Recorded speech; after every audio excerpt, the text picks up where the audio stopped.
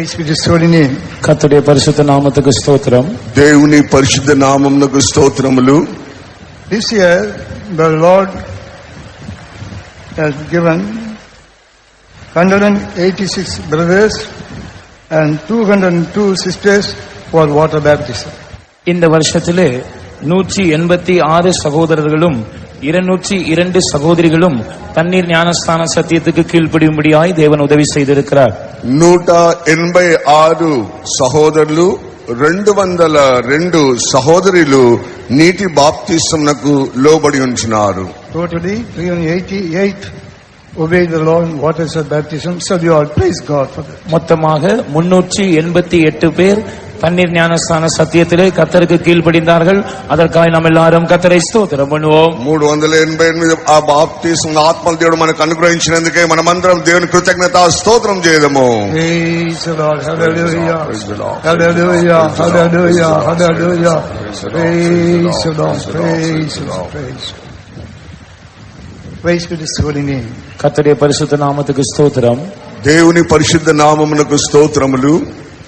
Shall we turn our Bible to the book of Habakkuk, chapter 3, verses 17, 18 and 19.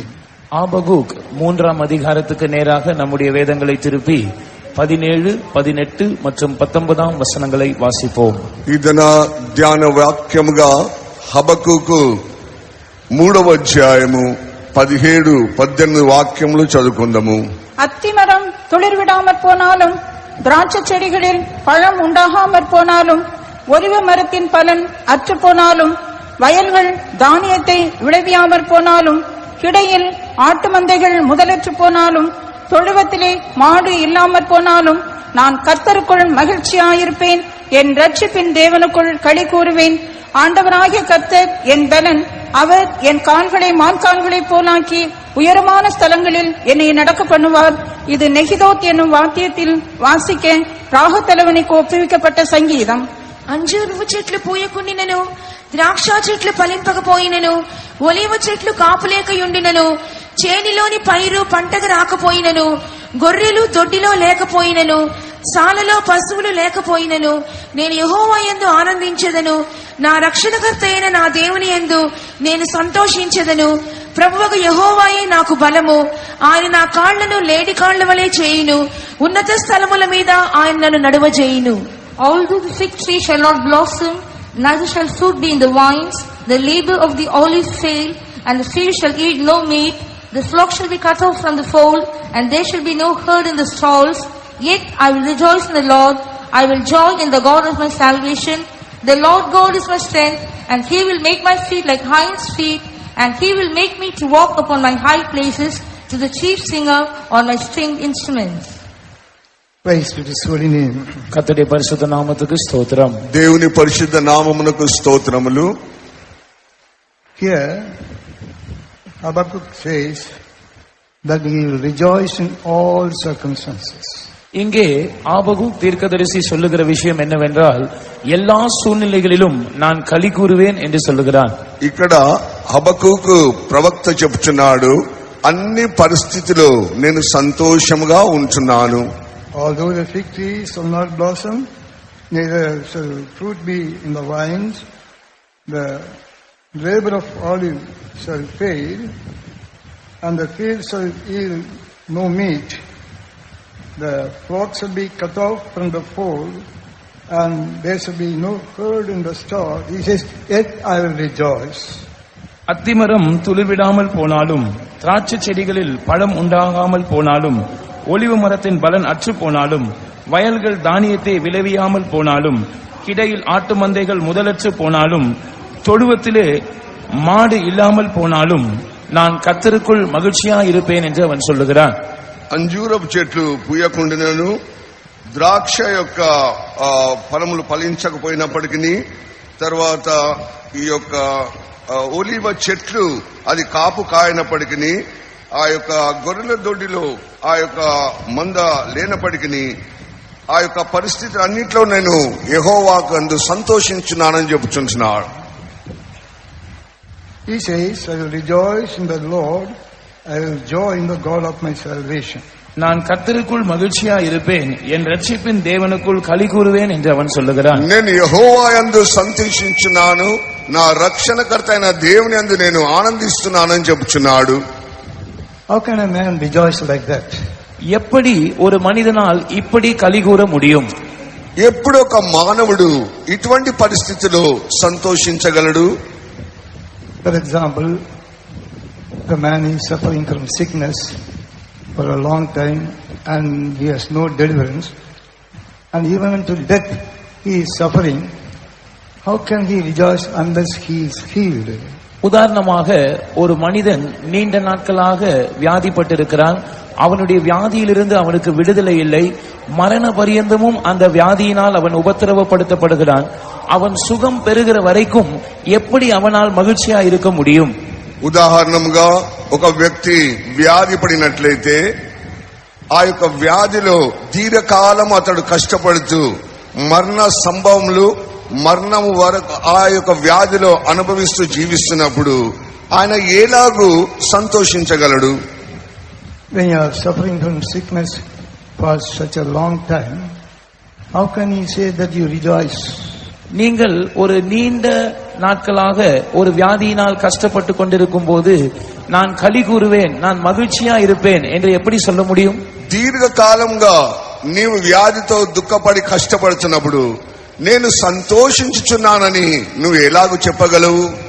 Whether the Lord heals me or not, I will rejoice. Can you say like that? கர்த்தர் என்னை குணமாக்கினாலும் குணமாக்காமல் போனாலும் நான் மகிழ்ச்சியா இருப்பேன் என்று உங்களால் சொல்ல முடியுமா? దేవుడు నన్ను స్వస్థపరిచినప్పటికీ స్వస్థపరచకపోయినప్పటికీ నేను దేవునిలో ఆనందించగలుగుచున్నానని నువ్వు చెప్పగలవా? Only when you are healed, you can rejoice. நீங்கள் சுகமாக்கப்படும் போதுதான் களி கூற முடியும். నీవు స్వస్థత పొందినప్పుడే ఆనందించగలవు. Here we read, although the fig tree shall not blossom, அத்திமரம் துளிர்விடாமல் போனாலும் என்று நாம் இங்கே வாசிக்கிறோம். అంజూరపు చెట్టు ఆ యొక్క పువ్వు పూయనప్పటికీ what does this mean? இது எதை காண்பிக்கிறது? ఇది దేని చూపిస్తున్నది? What is the nature of the fig tree? அத்திமரத்தினுடைய தன்மை சுபாவம் என்ன? అంజూరపు చెట్టు యొక్క స్వభావం ఏమిటి? We read in Judges chapter 9 verse 11. நியாயாதிபதிகள் 9ஆம் அதிகாரம் 11ஆம் வசனத்தில் நாம் அதை குறித்து வாசிக்கிறோம். న్యాయాధిపతులు 9వ అధ్యాయము 11వ వాక్యము దాని గురించి చదువుతున్నాము. But the fig tree said unto them, should I forsake my sweetness and my good fruit and go to be promoted over the trees? அத்திமரம் அந்த மற்ற மரங்களை பார்த்து, நான் என் மதுரத்தையும் என் நற்கனியையும் விட்டு மரங்களை அரசால போவேனோ என்று கேட்டது. ఆ యొక్క అంజీరపు చెట్టు వేరే చెట్లను చూసి చెప్తున్నది, నా యొక్క మధురమును నా యొక్క ఆనందమును నేను ఈ ఇతరులకు ఇవ్వవలసిన దాన్ని విడిచిపెట్టి నేను చెట్ల మీద రాజ్యం చేయటకు వెళ్ళుదునా అని చెప్తున్నది. So the nature of the fig tree is to have sweetness and good fruit. எனவே அத்திமரத்தின் தன்மை அது மதுரத்தையும் நற்கனியையும் கொடுக்கக்கூடியதா இருக்கிறது. అంజూరపు చెట్టు యొక్క స్వభావం ఏమనగా అది మధురమును ఇస్తుంటున్నది, తర్వాత మంచి ఫలములను అనుగ్రహిస్తుంటున్నది. Sweet means pleasing. மதுரம் என்று சொன்னால் இனிமையான ஒரு அனுபவம். ఆ యొక్క మధురమును ఇవ్వడం అనగా అది ఎంతో రుచికరముగా కనబడుచున్నది. When we read Hebrews chapter 11 verse 6, we read, how can we please God? எபிரேயர் 11ஆம் அதிகாரத்தின் 6ஆம் வசனத்தை நாம் வாசிக்கும் போது நாம் எப்படி தேவனை பிரியப்படுத்த முடியும் என்று அங்கே வாசிக்கிறோம். హెబ్రీ రాసిన పత్రిక 11వ అధ్యాయము 6వ వాక్యం మనం చదివినప్పుడు మనం దేవుని ఎలాగూ ప్రియపరచగలము అని రాయబడి ఉంటున్నది. Without faith, it is impossible to please Him. விசுவாசம் இல்லாமல் தேவனுக்கு பிரியமா இருப்பது கூடாத காரியம். విశ్వాసం లేకుండా దేవునికి ఇష్టడై ఉంట అసాధ్యము. So we see there, faith pleases God. எனவே விசுவாசம் தேவனை பிரியப்படுத்துகிறது என்று நாம் அங்கே பார்க்கிறோம். ఇక్కడ మనం చూసినట్లయితే విశ్వాసమే దేవునికి ప్రియముగా ఇష్టంగా ఉంటున్నట్టు చూస్తున్నాము. He that cometh to God must believe that He is, and that he is a rewarder of them that diligently seek him. தேவனிடத்தில் சேருகிறவன் அவர் உண்டென்றும் அவர் தம்மை தேடுகிறவர்களுக்கு பலன் అలిக்கிறவர் என்றும் విశ్వాసిக்க வேண்டும். దేవుని ఎదుకు వచ్చేవాడు దేవుడు ఉన్నాడనియు ఆయన వెదుకు వారికి ఆయన ప్రతిఫలం ఇచ్చేవాడని నమ్మవలెను కదా. So the sweetness and fruit, we can say the fruit of faith. எனவே இந்த மதுரம் இல்லாவிட்டால் இந்த கனி என்று சொல்லும்போது அது விசுவாசத்தின் கனி என்று நாம் சொல்லலாம். ఈ ఇష్టమైన ఇక మధురం యొక్క లేకుంటే మధురంతో కూడిన ఒక ఫలం అనగా అది విశ్వాస ఫలమును చూపిస్తున్నది. In Matthew chapter 7, when we read the verses 16, 17 and 18, மத்தேயு சுவிசேஷம் 7ஆம் அதிகாரம் 16 முதல் 18ஆம் வசனங்களை நாம் வாசிக்கும் போது మత్తయి సువార్త 7వ అధ్యాయము 14 నుంచి 18 వాక్యం చదివినట్లయితే he says, "Ye shall know them by their fruits. Do men gather grapes of thorns or figs of thistles?" அவர்களுடைய கனிகளினாலே அவர்களை அறிவீர்கள். முட்செடிகளில் திராட்சை பழங்களையும் முட்பூண்டுகளில் அத்தி பழங்களையும் பறிக்கிறார்களா என்று ஆண்டவர் கேட்கிறார். ఈ యొక్క మనుషుల యొక్క ఫలమును బట్టి వారిని మనము ఎరిగి ఉంచున్నాము. అంజూరపు యొక్క ఫలములు అనేటివి ఆ యొక్క ద్రాక్ష ఫలములో నుంచి వచ్చినారని అడుగుచున్నాడు. Verse 17 we read, "Even so every good tree bringeth forth good fruit." 17ஆம் வசனத்திலே நாம் வாசிக்கிறோம், அப்படியே நல்ல மரம் எல்லாம் நல்ல கனிகளை கொடுக்கும். మంచి వృక్షము మంచి ఫలమునిచ్చునని 17వ వాక్యంలో మనం చదువుతున్నాం. The 18th verse we read, "A good tree cannot bring forth evil fruit, neither can a corrupt tree bring forth good fruit." 18ஆம் வசனத்திலே நல்ல மரம் கெட்ட கனிகளை கொடுக்க மாட்டாது, கெட்ட மரம் நல்ல கனிகளை கொடுக்க மாட்டாது என்று நாம் வாசிக்கிறோம். 18వ వాక్యంలో చూసినట్లయితే మంచి వృక్షము చెడ్డ ఫలములు ఇవ్వదు, చెడు వృక్షం అనేది మంచి ఫలములు ఇవ్వదని చూస్తున్నాము. So fruit shows the works. Good fruits means good works. எனவே இந்த கனிகள் என்பது நம்முடைய கிரியைகளை காட்டுகிறது. நற்கனிகள் என்று சொன்னால் நம்முடைய நற்கிரியைகளை அது காட்டுகிறது. ఫలముననగా మన సత్క్రియలను చూపించుచున్నది. Faith means faith should be sown in works. விசுவாசம் என்று சொல்லும்போது அது கிரியைகளில் வெளிப்படுத்தப்பட வேண்டிய ஒன்றாய் இருக்கிறது. విశ్వాసమునగా అది క్రియల ద్వారా బయలుపరచుచున్న ఒక కార్యమై ఉంటున్నది. Word of God says, faith without works is dead. கர்த்தருடைய வசனம் நமக்கு சொல்லுகிறது, கிரியைகள் இல்லாத விசுவாசம் செத்ததா இருக்கிறது. క్రియలు లేని విశ్వాసం అనేది మృతమని వాక్యం బోధిస్తున్నది. You must sow your faith in works. நீங்கள் உங்களுடைய விசுவாசத்தை கிரியைகளில் காண்பிக்க வேண்டும். మీ యొక్క విశ్వాసం యొక్క క్రియలను మీరు చూపించవలెను. In James chapter 2 verses 21 and 22 we read how Abraham sowed his faith in works. யாக்கோபு எழுதின நிருபம் 2ஆம் அதிகாரம் 21ஆம் வசனத்திலும் 22ஆம் வசனத்திலும் ஆபிரகாம் எப்படி தன்னுடைய விசுவாசத்தை கிரியைகளினாலே வெளிப்படுத்தி காட்டினான் என்று நாம் வாசிக்கிறோம். యాకోబు రాసిన పత్రిక 2వ అధ్యాయము 21, 22 వాక్యం చదివినట్లయితే అబ్రహాము ఏ విధముగా తన యొక్క విశ్వాసమును క్రియల రూపంగా చూపించినాడో రాయబడి ఉన్నది. He was prepared to offer his only son Isaac. அவன் தன்னுடைய ஒரே பேரான குமாரனாகிய ஈசாக்கை பலி செலுத்த ஆயத்தமாயிருந்தான். తన ఏకైక కుమారుడైన ఇస్సాకును బలిగా ఇచ్చటగాను అతడు సిద్ధపడి ఉంచినాడు. So his faith was made perfect when he was prepared to do so. அவன் அப்படி செய்ய ஆயத்தமாயிருந்த போது அவனுடைய விசுவாசம் பூர்ணமாக்கப்பட்டது என்று நாம் பார்க்கிறோம். ఎప్పుడైతే అలాగూ బలి చెల్లించడానికి అర్పించడానికి సిద్ధంగా ఉన్నాడో అప్పుడే తన యొక్క పరిపూర్ణ విశ్వాసమును బయలుపరిచి ఉంచున్నాడు. If we have faith, we must be able to sow our faith in works. நமக்கு விசுவாசம் இருக்குமானால் அந்த விசுவாசத்தை கிரியைகளினாலே காண்பிக்க வேண்டியவர்களாய் நாம் இருக்கிறோம். మనకు విశ్వాసం ఉన్నట్లయితే ఆ విశ్వాసం యొక్క క్రియలు చూపించు వారంగా ఉంటున్నాము. In Romans chapter 4 we read about the faith of Abraham. ரோமருக்கு எழுதின நிருபம் 4ஆம் அதிகாரத்திலும் ஆபிரகாமின் விசுவாசத்தை குறித்து நாம் படிக்கிறோம். రోమిల్ రాసిన పత్రిక 4వ అధ్యాయంలో మనం చదివితే అబ్రహాము యొక్క విశ్వాసం చదువుతున్నాము. Verses 20-21 we read 20, 21 வசனங்களில் நாம் வாசிக்கும் போது 20-21 వాక్యం చదివినప్పుడు Abraham was not weak in faith. Abraham விசுவாசத்தில் பலவீனமாய் இருக்கவில்லை. అబ్రహాము విశ్వాసంలో బలహీనుడు కాలేదు. He staggered not the promise of God through unbelief. அவன் தேவனுடைய வாக்குத்தத்தத்தை குறித்து அவிசுவாசமாய் சந்தேகப்படவில்லை. దేవుని యొక్క వాగ్దాన విషయంలో ఎన్నడైనను అతడు సందేహపడలేదు. He became strong in faith, giving glory to God. அவன் தேவனை மகிமைப்படுத்தி விசுவாசத்தில் வல்லவனாய் மாறினான். దేవుని స్తుతించి మహిమపరిచి అతడు విశ్వాసంలో అతడు బలవంతుడిగా మార్చబడించున్నాడు. He was fully persuaded what God has promised, he was able to perform. தேவன் வாக்குத்தத்தம் பண்ணினதை நிறைவேற்ற வல்லவராய் இருக்கிறார் என்று அவன் முழு நிச்சயமாய் நம்பினான்.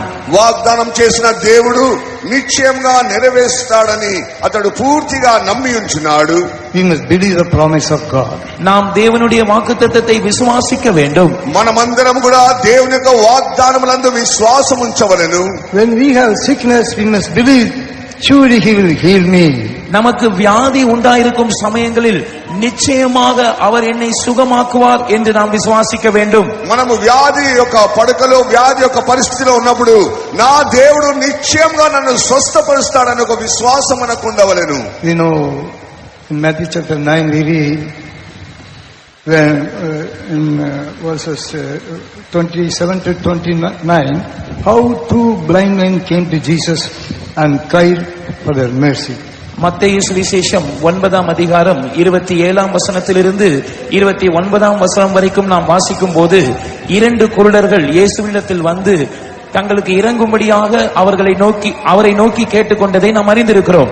మత్తయి సువార్త 9వ అధ్యాయము 27 నుంచి 29 వాక్యంలో చదివినట్లయితే ఇద్దరు గుడ్డివారు ప్రభుని యేసు యొద్దకు వచ్చి ఎలాగు విజ్ఞాపన చేయించినాడో రాయబడి ఉన్నది. And Jesus was asking them, do you believe that I am able to do this? இயேசு அவர்களை பார்த்து இதை செய்ய எனக்கு வல்லமை உண்டென்று நீங்கள் விசுவாசிக்கிறீர்களா என்று கேட்கிறார். నేను ఈ విధముగా చేయగలని మీకు విశ్వాసం ఉన్నదా అని వారిద్దరిని చూచి అడిగించున్నాడు. They said, "Yes, Lord, we believe." அவர்கள் சொன்னார்கள், ஆம் ஆண்டவரே, விசுவாசிக்கிறோம். వారిద్దరు అవును ప్రభువా మేము విశ్వసిస్తున్నాము. And Jesus said, according to your faith be it unto you. இயேசு அவர்களை பார்த்து உங்கள் விசுவாசத்தின்படி உங்களுக்கு ஆகக்கடவது என்று சொன்னார். నీ నమ్మకము చెప్పున నీ విశ్వాసం చెప్పున మీకు కలుగును గాక అని ప్రభుని యేసుక్రీస్తు సెలవిచ్చి ఉన్నాడు. Immediately they received sight. உடனடியாக அவர்கள் தங்கள் பார்வையை திரும்ப பெற்றுக் கொண்டார்கள். వెంటనే వారి యొక్క కన్నులు తెరవబడి ఉంచినవి. Yes, we must believe Jesus is able to heal us. ஆம், இயேசு நம்மை குணமாக்க வல்லவராய் இருக்கிறார் என்பதை நாம் விசுவாசிக்க வேண்டும். అవును యేసు ప్రభు నన్ను స్వస్థపరచుటకు ఆయన శక్తి ఉంది అని విశ్వసించవలెను. Even though Jesus is able to heal us, according to our faith only the power of God will work in us. இயேசு நம்மை குணமாக்க வல்லவராய் இருந்தாலும் நம்முடைய விசுவாசத்துக்கு தகுந்தாற் போல்தான் தேவனுடைய வல்லமை நம்மில் கிரியை செய்கிறதா இருக்கும். యేసు ప్రభు యొక్క శక్తి ఆయన యొక్క ఉన్నప్పటికీ సరే మన యొక్క విశ్వాసం ఎలాగుంటున్నదో అలాగే దేవుని యొక్క శక్తి మనలో క్రియ చేయించున్నది. Even so, we read in the word of God about a woman who was suffering from the issue of blood for 12 years. He tried many physicians. She spent all her wealth, but she was not healed. Finally, she came and touched the garment of Jesus with faith. 12 வருடங்களாக பெரும்பாலுள்ள ஒரு ஸ்திரீயை குறித்தும் நாம் வேதத்தில் வாசிக்கிறோம்.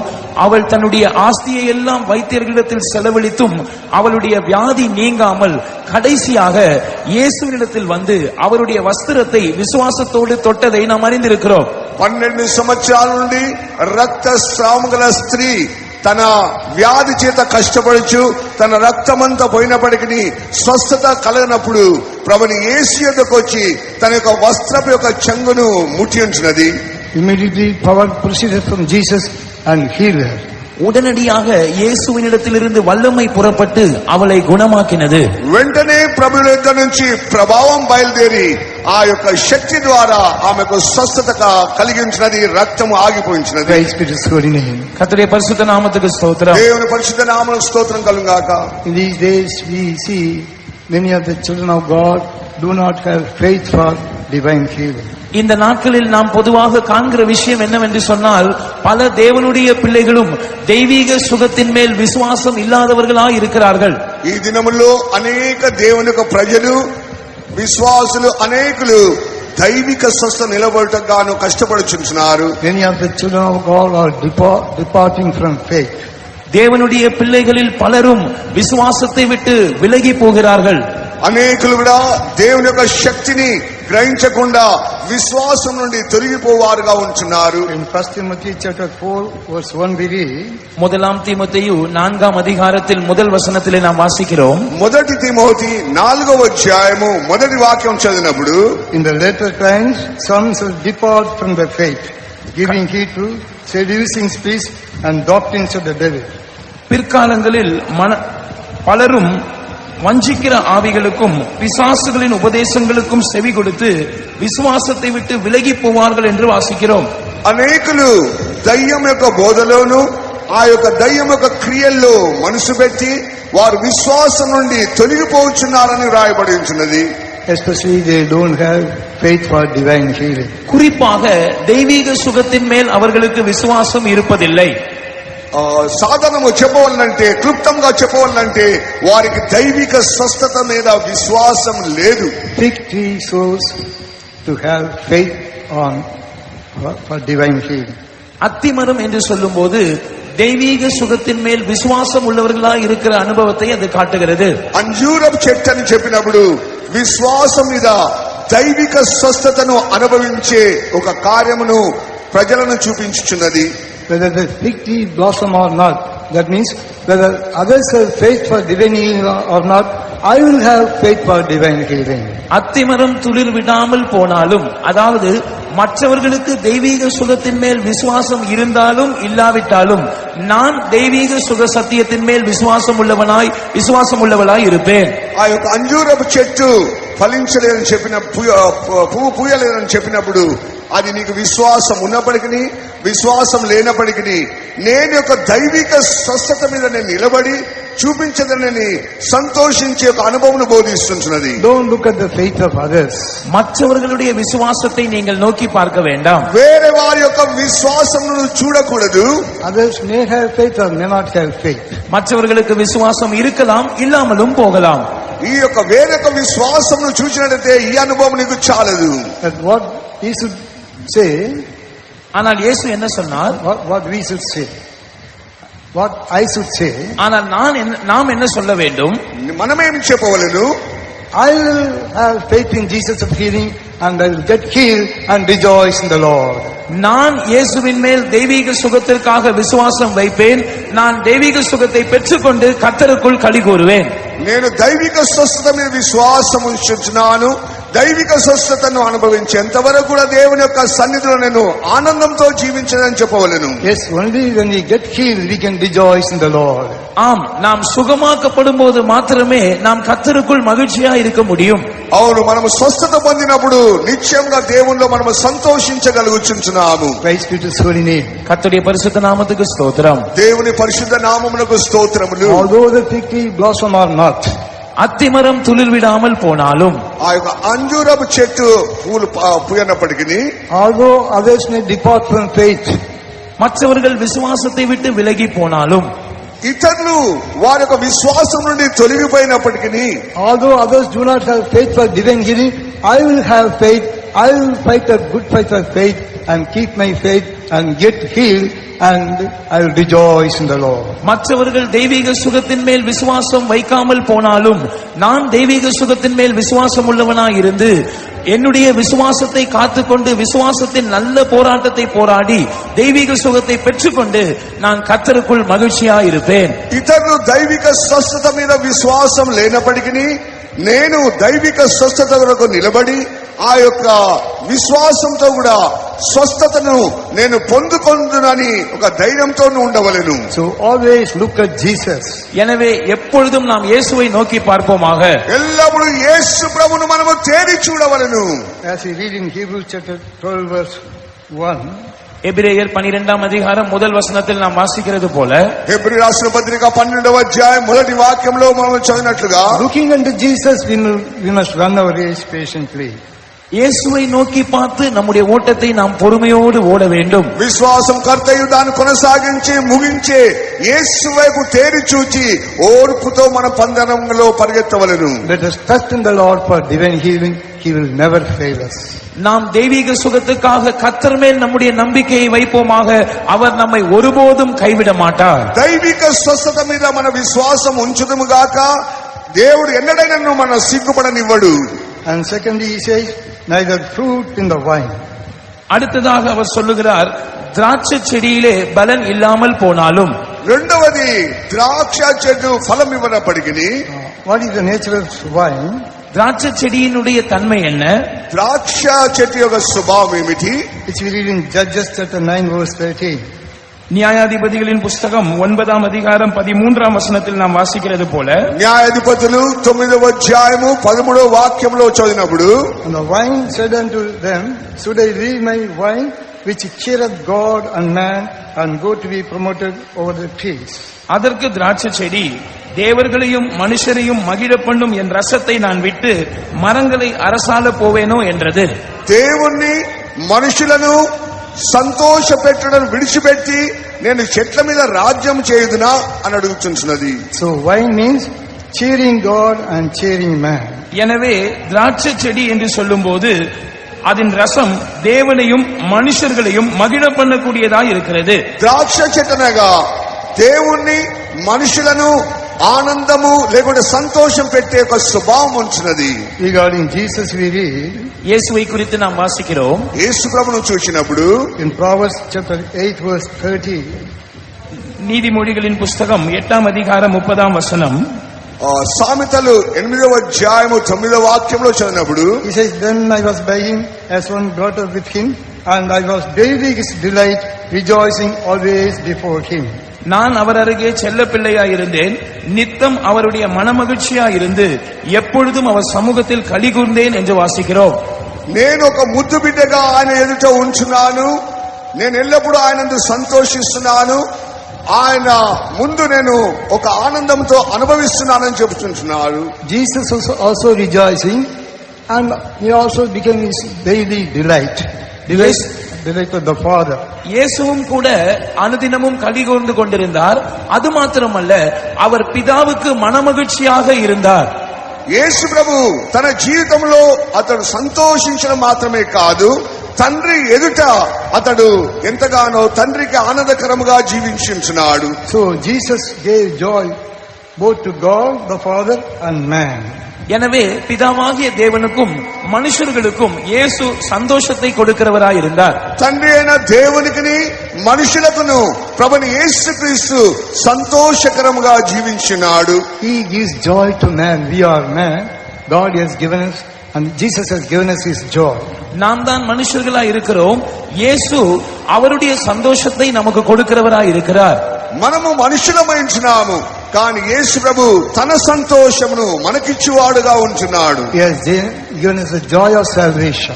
அவர் நமக்கு ரட்சிப்பின் சந்தோஷத்தை கொடுக்கிறார். అవును, ఆయన మనకు రక్షణ యొక్క ఆనందమును అనుగ్రహించుచున్నాడు. He has given us the joy of the Holy Ghost. அவர் நமக்கு பரிசுத்த ஆவியின் சந்தோஷத்தை கொடுத்திருக்கிறார். పరిశుద్ధాత్మనందలి ఆనందమును మనకు అనుగ్రహించుచున్నాడు. And he was praising God, and he was rejoicing before him. அவர் தேவனை பிரியப்படுத்தி அவருக்கு முன்பாக களி கூர்ந்து கொண்டிருந்தார். దేవుణ్ణి సంతోషపరిచి దేవుని చిత్తం చేసి ఆయన ఆనందించువాడుగా కనబడించున్నాడు. You know, Jesus became a man and died for us on the cross of Calvary and shed his blood, and he has given us his salvation to us. இயேசு மனிதனாக மாறி அவர் நமக்காக கல்வாரி சிலுவையில் மரித்து தம்முடைய இரத்தத்தை சிந்தி நமக்கு இந்த ரட்சிப்பை கொடுத்திருக்கிறார் என்பதை நாம் அறிந்திருக்கிறோம். ప్రభుని యేసుక్రీస్తు మానవ రూపం ధరించుకొని మన కొరకు ఆయన కల్వారి శిలువలో మరణించి తన రక్తమును కార్చినాడని మనం ఎరిగించున్నాం. So we are able to rejoice. எனவே நாம் களி கூறக்கூடியவர்களாய் இருக்கிறோம். అందుకొరకే మనము సంతోషించు వారముగా మార్చబడించున్నాం. And he also became his daily delight. நித்தமும் அவருடைய மனமகிழ்ச்சியாய் அவர் இருந்தார் என்று பார்க்கிறோம். అనుదినము ఆయన ఆనందించువాడుగా ఉన్నాడని మనం చదువుతున్నాము. God the Father also was rejoicing over Jesus. இயேசுவை குறித்து பிதாவாகிய தேவனும் களி கூர்ந்து கொண்டிருந்தார். యేసు ప్రభును చూచి తండ్రి అయిన దేవుడు ఆనందించినాడని వ్రాయబడి ఉంచినది. He must be able to give joy to man, and we must also be able to give joy to God.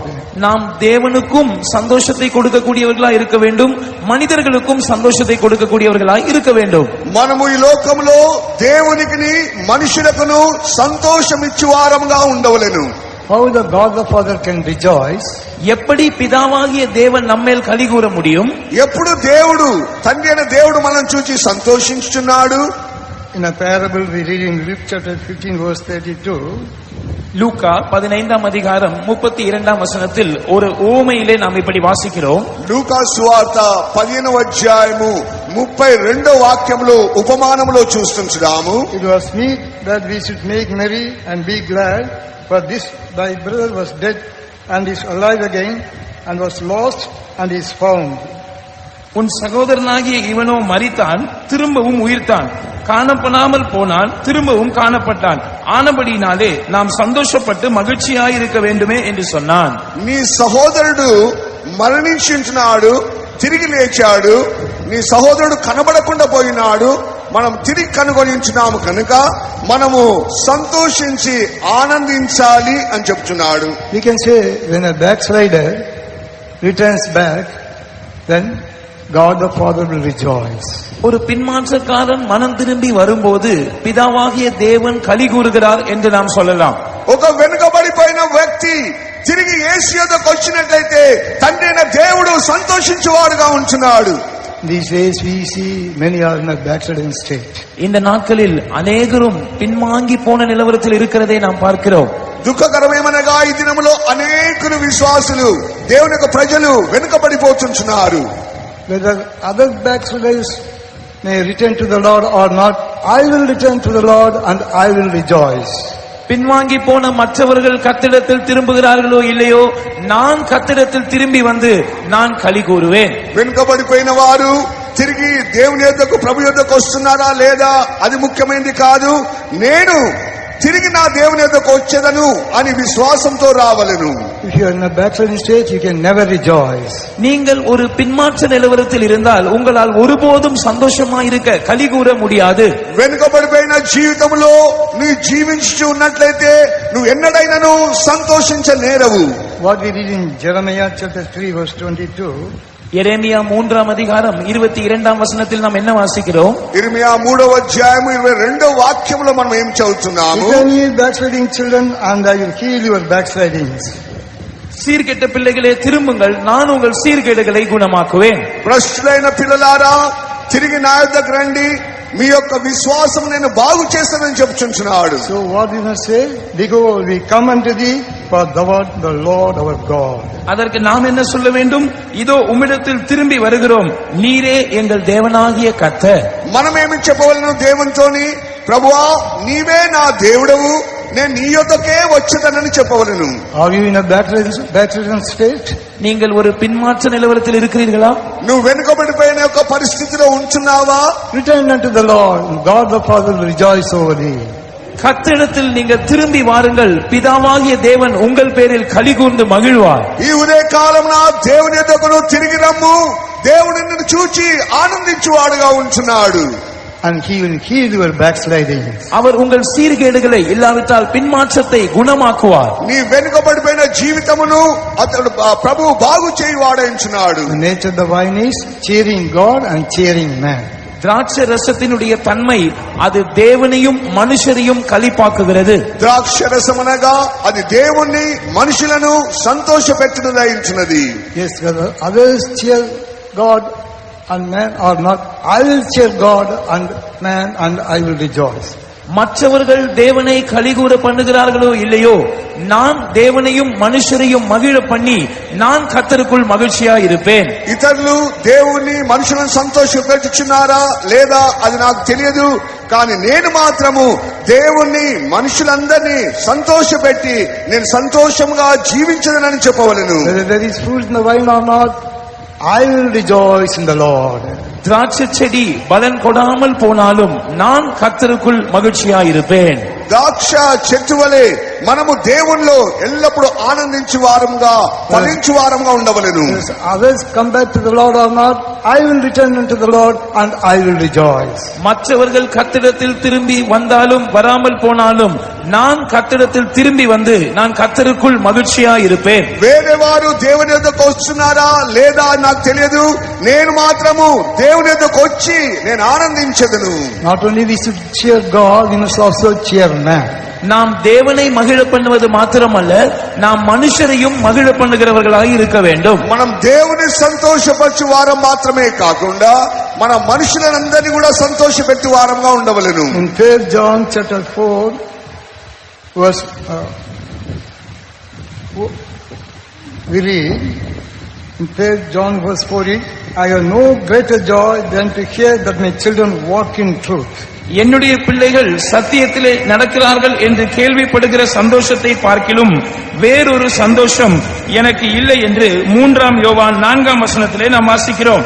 3 యోహాను పత్రిక 4వ వాక్యం చదివినట్లయితే నా పిల్లలు సత్యమును ఎరిగి దాంతో జీవిస్తున్నారని నేను ఎరిగినప్పుడు దానికంటే గొప్ప సంతోషం నాకు వేరే సంతోషం లేదని చెప్తున్నాడు.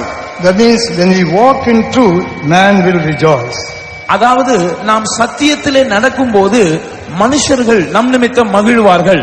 అదేదనగా మనము సత్యంలో నడుచుకున్నప్పుడు మనుషులందరూ సంతోషిస్తున్నారు. When we walk in the truth, saints of God will rejoice. நாம் సత్యத்திலே நடக்கும்போது కర్తருடைய పరిశుద్ధవాன்கள் మగిழ்வார்கள். మనము సత్యమనే వాక్యంలో నడుచుకుంటున్నప్పుడు పరిశుద్ధులందరూ మనల్ని చూచి ఆనందిస్తున్నారు. In 1 Thessalonians chapter 2 verse 19 and 20 we read, முதலாம் தெசலோனிக்கேயருக்கு எழுதின நிருபம் 2 அதிகாரம் 19 20 வசனங்களில் நாம் வாசிக்கும்போது, మొదటి తెస్సలోనిక 2వ అధ్యాయము 19 20 వాక్యంలో చదివినప్పుడు Paul says, what is our hope or joy or crown of rejoicing?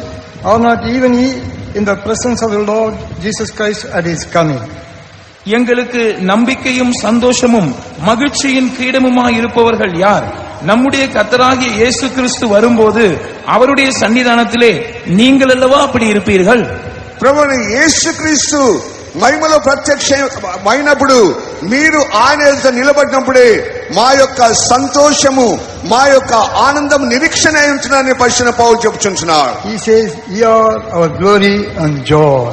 நீங்களே எங்களுக்கு மகிமையும் சந்தோஷமுமா இருக்கிறீர்கள் என்று அவர் சொல்லுகிறார். మీరే మా యొక్క మహిమ మా యొక్క సంతోషమై ఉంటున్నారు.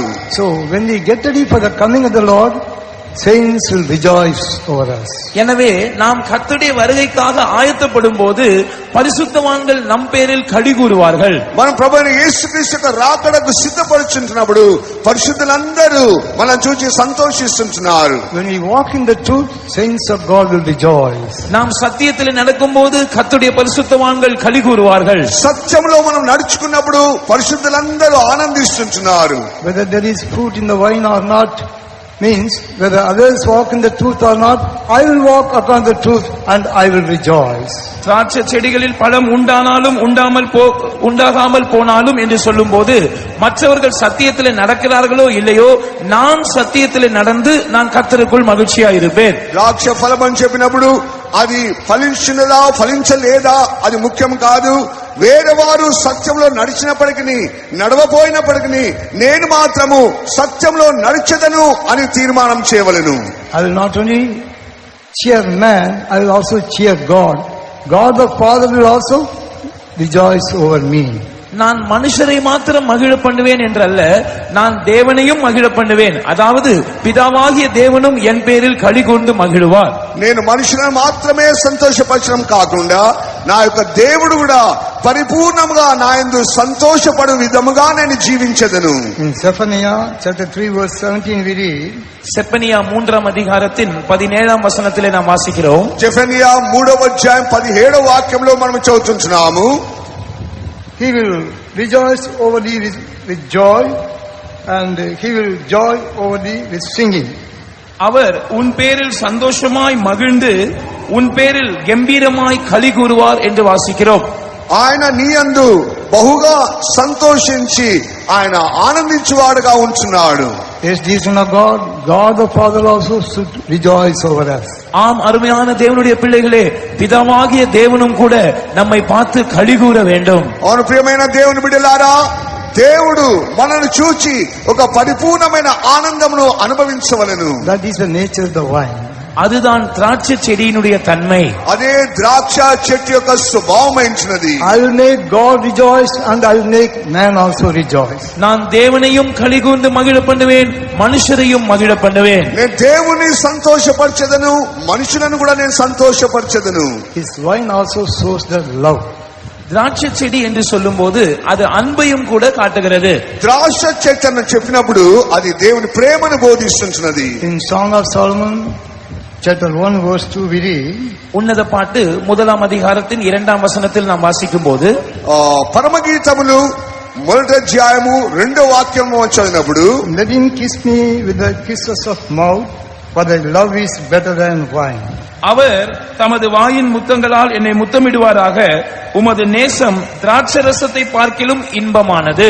ఆయన నాకు తన ముద్దుల చేత ముద్దు పెడుచుంటున్నాడు, కానీ ద్రాక్షసం రసము కంటే ఆయన ప్రేమ ఉన్నతమైనదని చెప్పబడుచున్నది. So wine also shows love.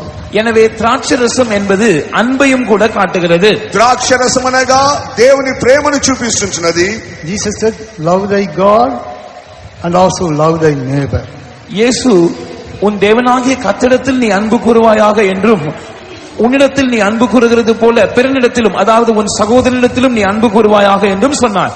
దేవుని అందును నువ్వు ప్రేమించవలను, అలాగునే నీ సహోదరులను కూడా ప్రేమించవలని దేవుడు చెప్పుచున్నాడు. We are in the last days. Word of God says, love of many will wax cold.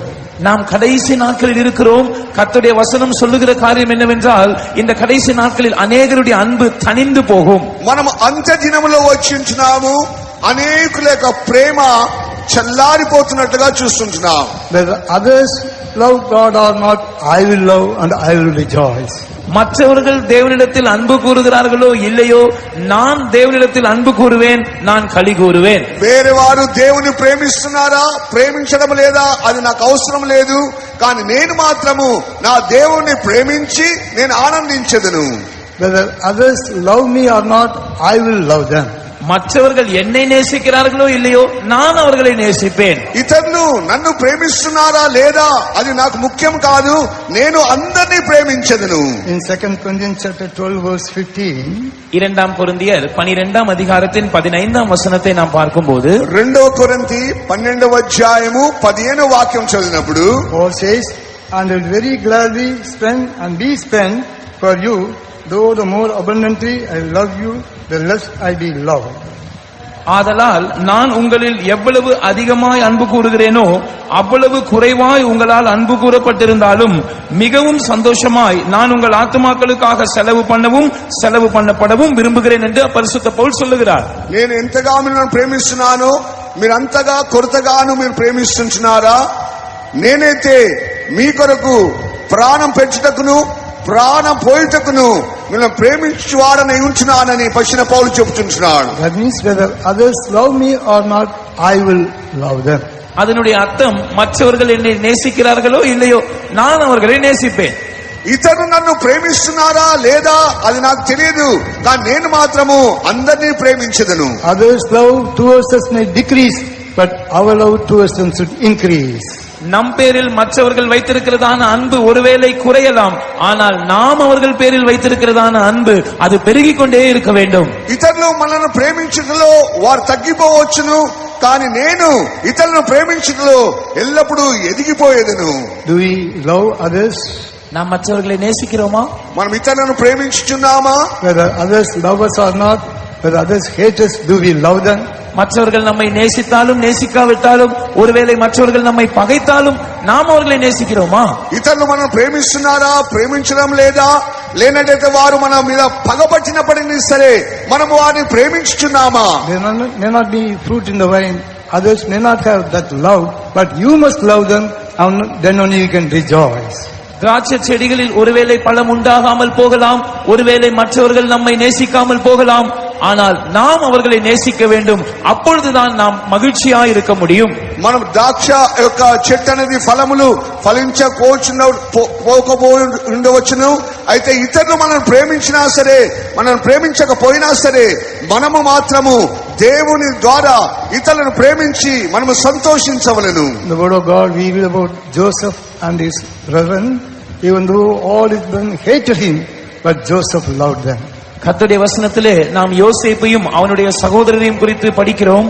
யோசேப்பின் சகோதரர்கள் அவனை பகைத்தாலும் யோசேப்பு அவர்களை நேசிக்கக்கூடியவனாயிருந்தான். యోసేపు జీవితం చూసినట్లయితే యోసేపు సహోదరులందరూ ఆయన మీద పగపట్టి ఉంటున్నారు, కానీ యోసేపు వారందరినీ ప్రేమించి ఉంటున్నాడు. We also read about David and Saul, even though Saul was trying to kill David, but David loved Saul. நாம் தாவீதை குறித்தும் சவுலை குறித்தும் கூட வாசிக்கிறோம். சவுல் தாவீதை பகைத்து அவனை கொலை செய்ய முயற்சி செய்து கொண்டிருந்தாலும் தாவீதோ சவுலை நேசிக்கிறவனாகவே காணப்பட்டான். దావీదు సౌలు మనం చూసినట్లయితే సౌలు అనేక పర్యాయములు దావీదు మీద పగబట్టి చంపాలని సూచించున్నాడు, కానీ దావీదు మాత్రము సౌలును ప్రేమించి ఉంటున్నాడు. And Jesus said, love your enemies. இயேசு உங்கள் சத்துருக்களை சிநேகியுங்கள் என்று சொல்லி இருக்கிறார். యేసు ప్రభు మీ శత్రువులను ప్రేమించుడి అని చెప్పి ఉన్నాడు. Whether others love God or not, let us love God. மற்றவர்கள் தேவனை நேசிக்கிறார்களோ இல்லையோ நாம் தேவனை நேசிப்போமாக.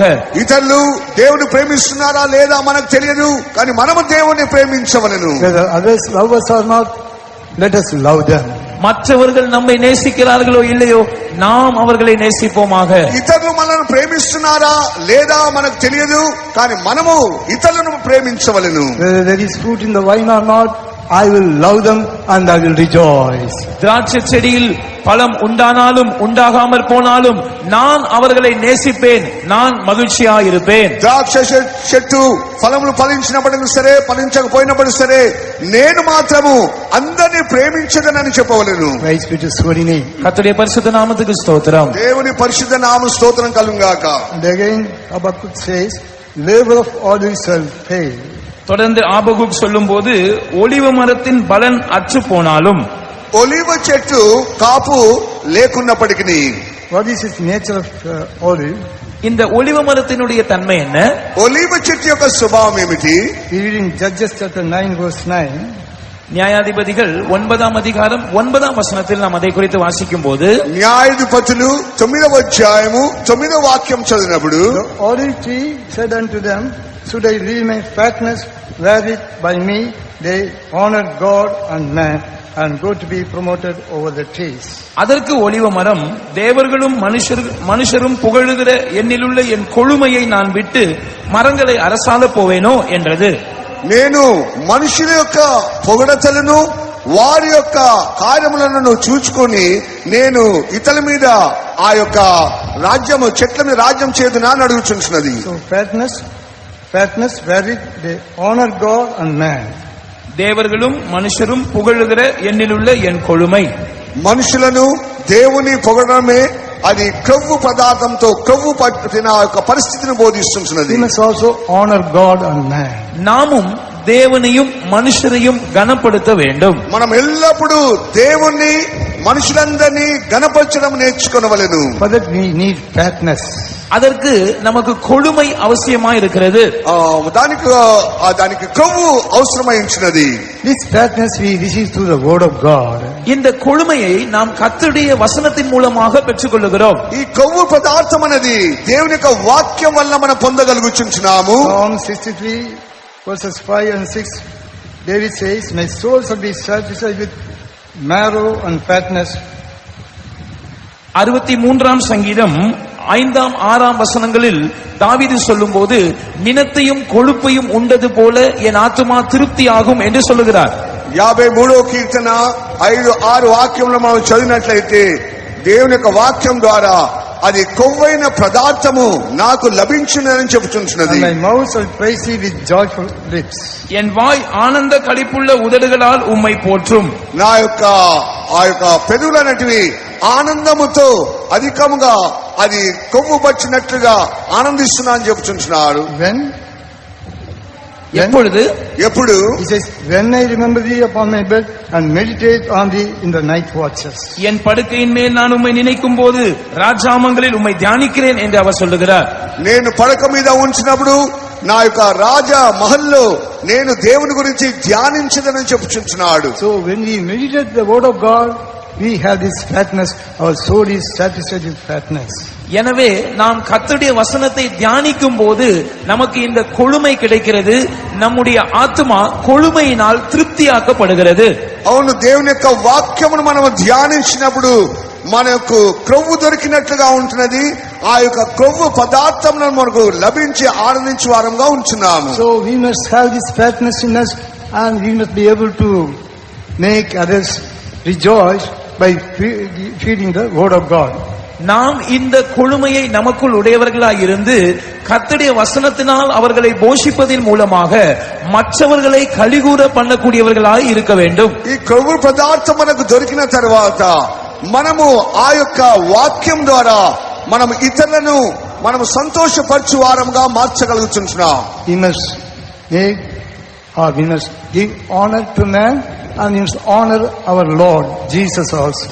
நாம் மனுஷர்களுக்கு கனத்தை கொடுக்க வேண்டும், நம்முடைய ஆண்டவராகிய இயேசுவையும் நாம் கனப்படுத்த வேண்டும். మన మనుషులందరినీ గణపరచవలెను, మన ఆత్మ ప్రియుడైన యేసు ప్రభువును మనం గణపరుస్తుండవలెను. Our Jesus is worthy of all honor and glory. நம்முடைய இயேசு எல்லா மகிமைக்கும் கனத்துக்கும் பாத்திரராய் இருக்கிறார். మన ప్రభువైన యేసుక్రీస్తు సమస్త ఘనత మహిమనకు యోగ్యుడైంచున్నాడు. God the Father is also worthy of all honor and glory. பிதாவாகிய தேவனும் கூட எல்லா கனத்துக்கும் மகிமைக்கும் பாத்திரராய் இருக்கிறார். తండ్రి అయిన దేవుడు కూడా అన్ని ఘనతలకు మహిమలకు పాత్రుడై ఉంటున్నాడు. God expects that we must honor him. நாம் தேவனை கனப்படுத்த வேண்டும் என்று தேவன் நம்மை குறித்து எதிர்பார்க்கிறார். దేవుని ఎల్లప్పుడూ మనం గణపరచవలనని దేవుడు మన యుద్ధ నుంచి ఎదురు చూస్తున్నాడు. Malachi chapter 1 verse 6 we read, மல்கியாவின் புஸ்தகம் 1 அதிகாரம் 6 வசனத்தில் நாம் வாசிக்கும் பொழுது, మలాకి పుస్తకము 1వ అధ్యాయము 6వ వాక్యంలో చదివినప్పుడు God is asking, if then I be a father, where is my honor? தேவன் நம்மை பார்த்து கேட்கிறார், நான் பிதாவானால் என்னுடைய கனம் எங்கே? నేను తండ్రినైనట్లయితే నాకు ఇవ్వవలసిన ఘనత ఎక్కడా అని తండ్రి అడుగుచుంటున్నాడు. So we must honor God the Father. எனவே நாம் பிதாவாகிய தேவனை கனப்படுத்த வேண்டும். తండ్రి అయిన దేవుని మనం ఎల్లప్పుడూ ఘనపరుస్తుండవలెను. How can we honor God the Father? பிதாவாகிய தேவனை நாம் எப்படி கனப்படுத்த முடியும்? తండ్రి అయిన దేవుని మనం ఎలాగూ గణపరచగలము? In 1 Samuel chapter 2 verse 30 we read, 1 Samuel 2 அதிகாரம் 30 வசனத்தில் நாம் வாசிக்கும் பொழுது, 1 సమూయేలు 2:30. 2వ అధ్యాయం 10వ వాక్యం చదివినప్పుడు In the last portion of the verses we read, அந்த வசனத்தின் கடைசி பகுதியிலே நாம் இப்படி வாசிக்கிறோம், చివరి భాగంలో చదువుతున్నాము. for them that honor me I will honor. என்னை கனம் பண்ணுகிறவர்களை நான் கனம் பண்ணுவேன். నన్ను గణపరచు అని నేను గణపరచెదను. And they that despise me shall be lightly esteemed. என்னை அசட்டை பண்ணுகிறவர்கள் கனஹீனப்படுவார்கள். నన్ను తృణీకరించిన వాడు గణహీనపరచబడుచున్నాడు. So when we honor God the Father, he will also honor us. எனவே நாம் பிதாவாகிய தேவனை கனப்படுத்தும் போது அவரும் நம்மை கனப்படுத்துகிறவராய் இருப்பார். తండ్రి అయిన దేవుణ్ణి మనం ఎప్పుడైతే గణపరుస్తున్నామో అప్పుడు తండ్రి అయిన దేవుడు మనల్ని గణపరుస్తున్నాడు. When will the Father honor us? எப்படி பிதாவாகிய தேவன் எப்பொழுது நம்மை கனம் பண்ணுவார்? ఎప్పుడు తండ్రి అయిన దేవుడు మనల్ని గణపరుస్తున్నాడు. Jesus said in John chapter 12 verse 26, இயேசு யோவான் சுவிசேஷம் 12 அதிகாரம் 26 வசனத்தில் இப்படி சொன்னார், యోహాను సువార్త 12వ అధ్యాయం 26వ వాక్యం ఇలాగ చెప్తున్నాడు. if any man serve me, let him follow me, and where I am, there shall also my servant be. If any man serve me, him will my Father honor. ஒருவன் எனக்கு ஊழியம் செய்கிறவனானால் என்னை பின்பற்ற கடவன்.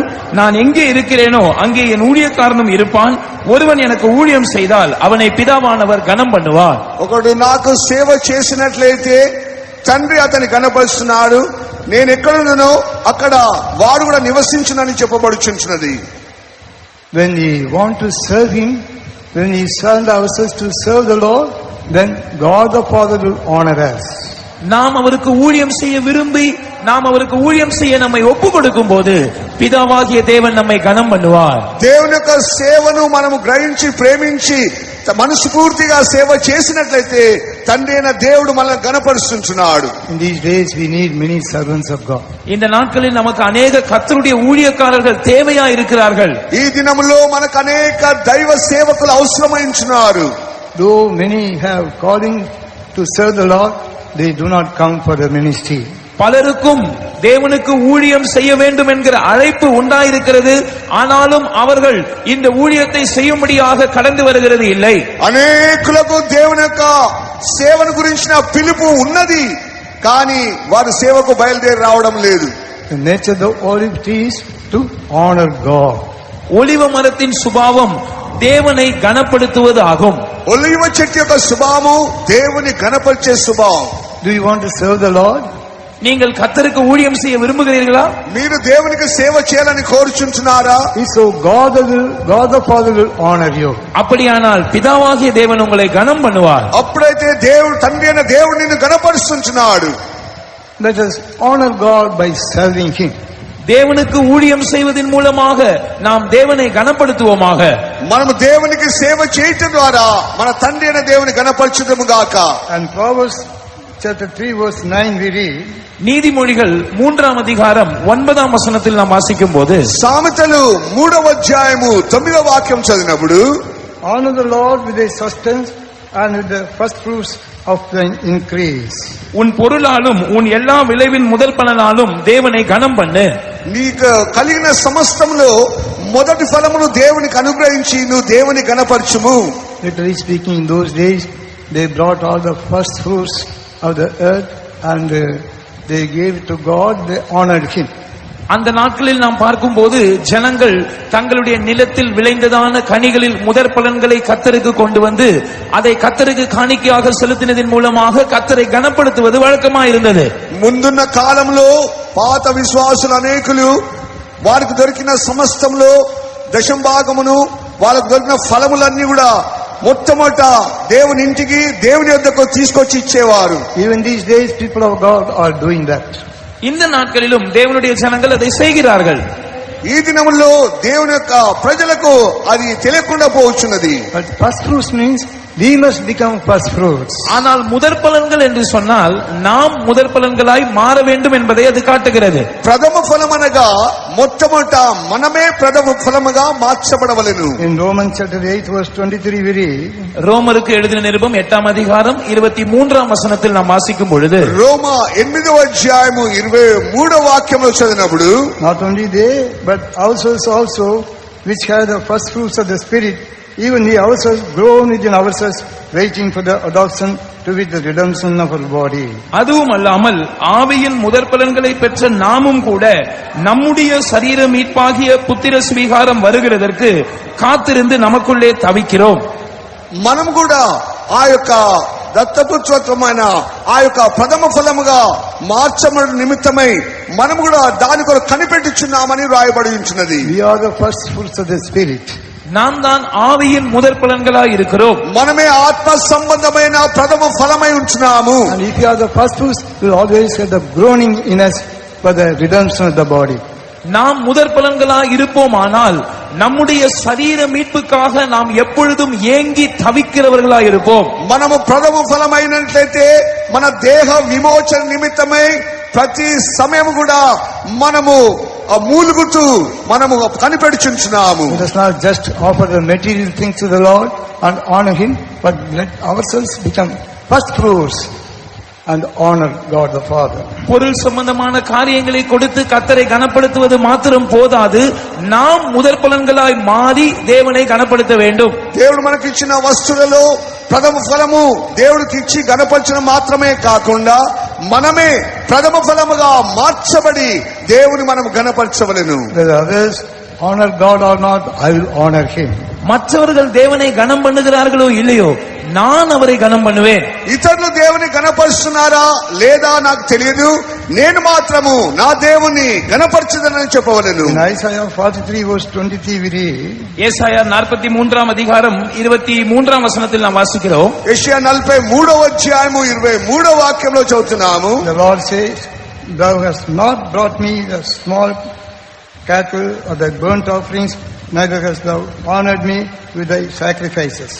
உன் ஆடுகளை தகன பலிகளாக நீ எனக்கு செலுத்தவில்லை, உன் பலிகளினாலே நீ என்னை கனம் பண்ணவும் இல்லை.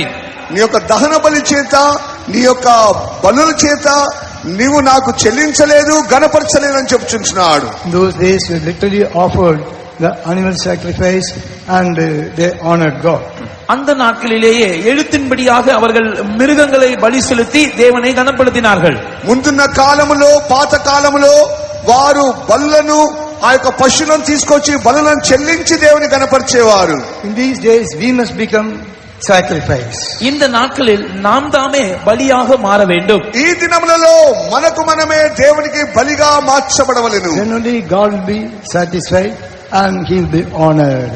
அப்பொழுதுதான் தேவன் திருப்தி அடைந்து அவர் கனப்படுத்தப்படுவார். అప్పుడే దేవుడు తృప్తి పొంది ఆయన ఘనత పొందుచున్నాడు. In Romans chapter 12 verse 1 we read, we must offer ourselves as a living and holy and acceptable sacrifice. ரோமர் 12ஆம் அதிகாரம் 1ஆம் வசனத்தில் நாம் வாசிக்கும் பொழுது நாம் நம்மை பரிசுத்தமும் தேவனுக்கு பிரியமான ஜீவ பலியாக ஒப்பு கொடுக்க வேண்டியது அவசியமாக இருக்கிறது. రోమిల్ రాసిన పత్రిక 12వ అధ్యాయము మొదటి వాక్య ప్రకారముగా మనం దేవునికి పరిశుద్ధముగాను అనుకూలముగాను దేవునికి ఇష్టమైన యొక్క బలిగా మనకు మనమే అర్పించుకొనవలెను. Many will offer many things to the Lord, but they don't give their bodies to the Lord.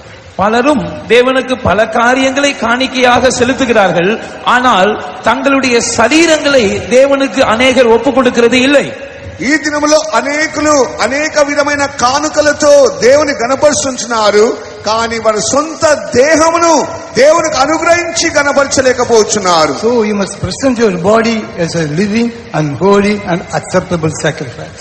நீங்கள் உங்களுடைய சரீரங்களை பரிசுத்தமும் தேவனுக்கு பிரியமான ஜீவ பலியாக தேவனுக்கு ஒப்பு கொடுக்க வேண்டும். దేవునికి పరిశుద్ధముగాను సజీవముగా దేవునికి ప్రియమైన ఒక బలిగా మనకు మనమే దేహములను సమర్పించుకొనవలెను. Do the will of God in the body and get ready for the coming of the Lord. உங்களுடைய சரீரத்தில் நீங்கள் தேவனுடைய சித்தத்தை செய்து கர்த்தருடைய வருகைக்காக ஆயத்தப்படுங்கள்.